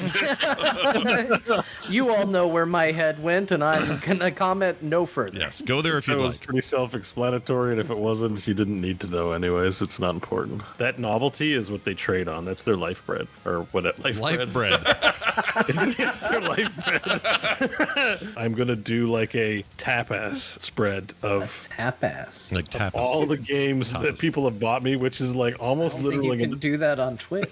It's almost in the double digits. Yes, inscription's another one, and I'm over here dinking around and Walking Dead in VR. and Tap singing that along ass, with you man. Tap that ass. You guys don't? You never heard of tapas? No, we call it tapas here. Yeah, I've heard of tapas. Tapas? I've done it. I'm a Tapas. father. I always hear tapas. You like- guys want tapas? Oh, sweet. Let's go to the place Yeah. that does So my tapas. problem is where I got the pronunciation from, probably where I first heard it, which was the IT crowd. Yeah. And it might be Maurice Moss mispronouncing it. That might be part of the joke. It's tapas or tapas or something. Tapas- Or it might tapas just is be very good. British pronunciation of tapas. I got my body ready for some dwarf action. And good.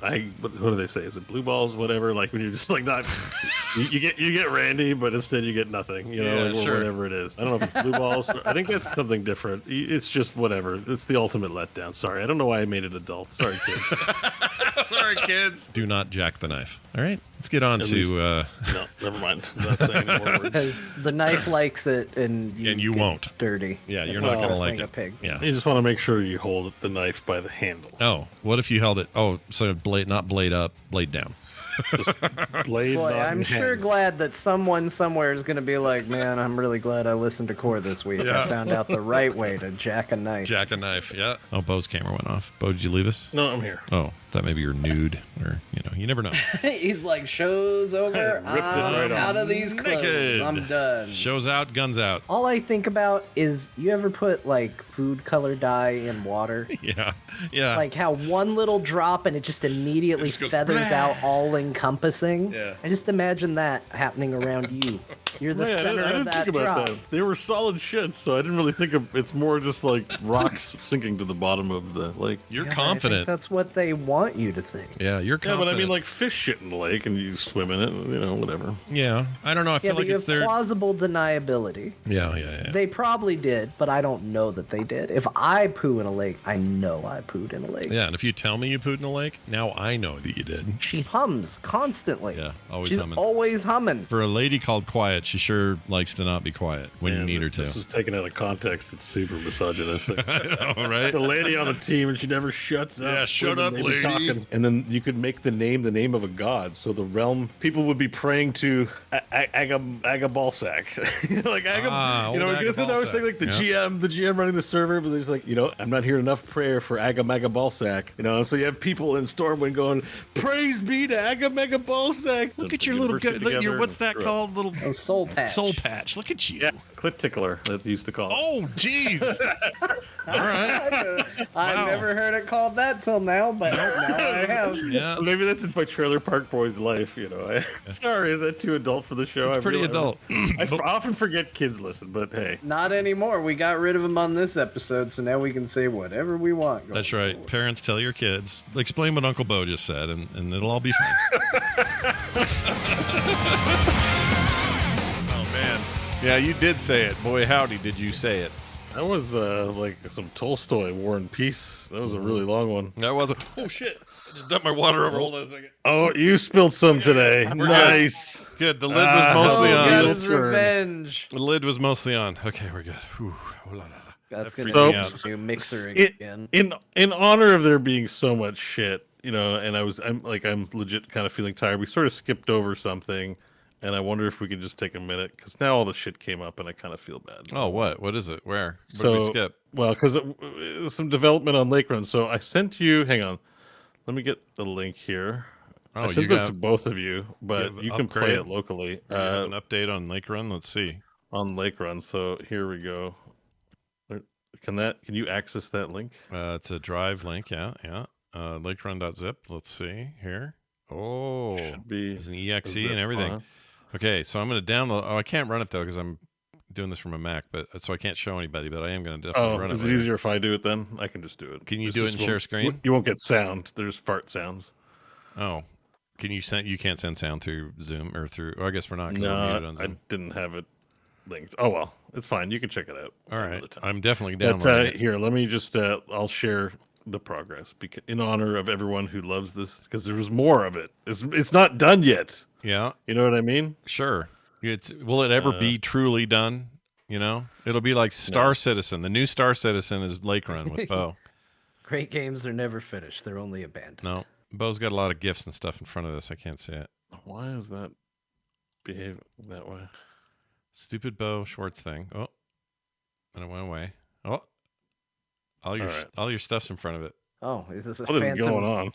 The phantom bow. There it But anyways, Oh, there's fish now. They're little. and look, I got. Oh my gosh!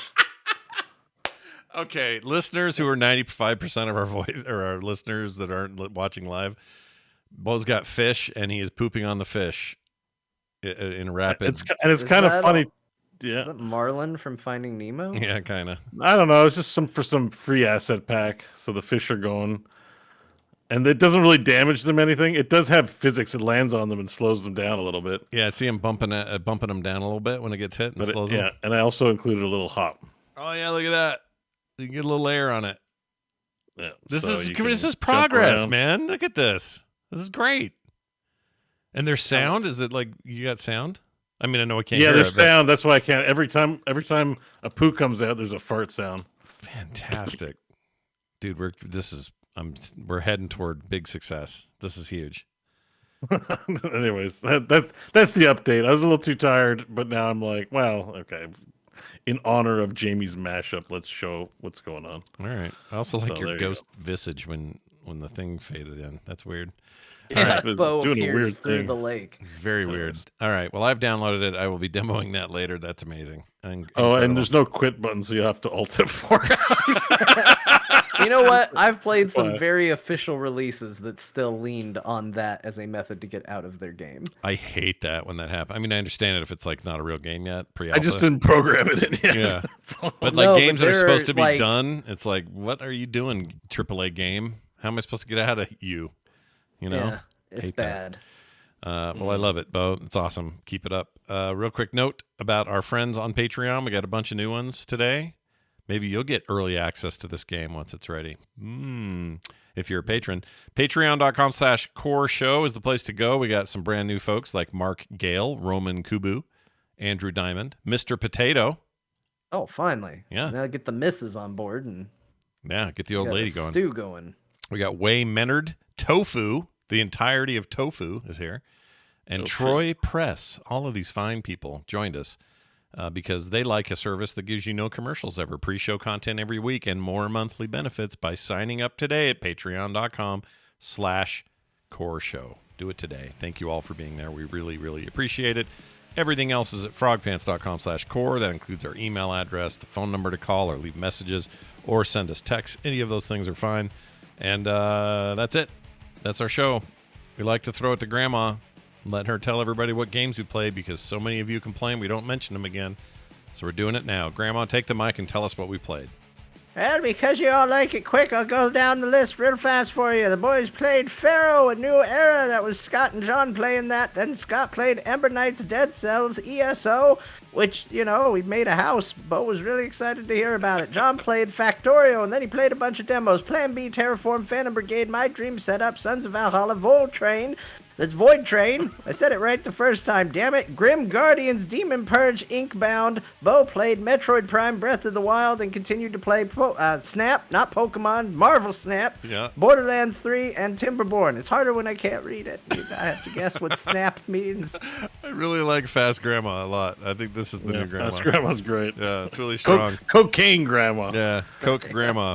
Well, there you have it. Thank you all for listening. Come back next week for more, won't you, when we do another episode of Core.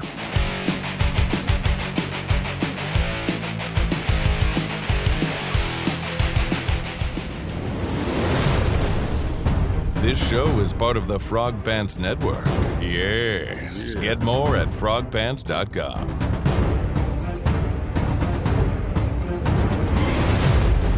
How are you? Been better. How about you? I've been better. It's the dumbest conversation. It was in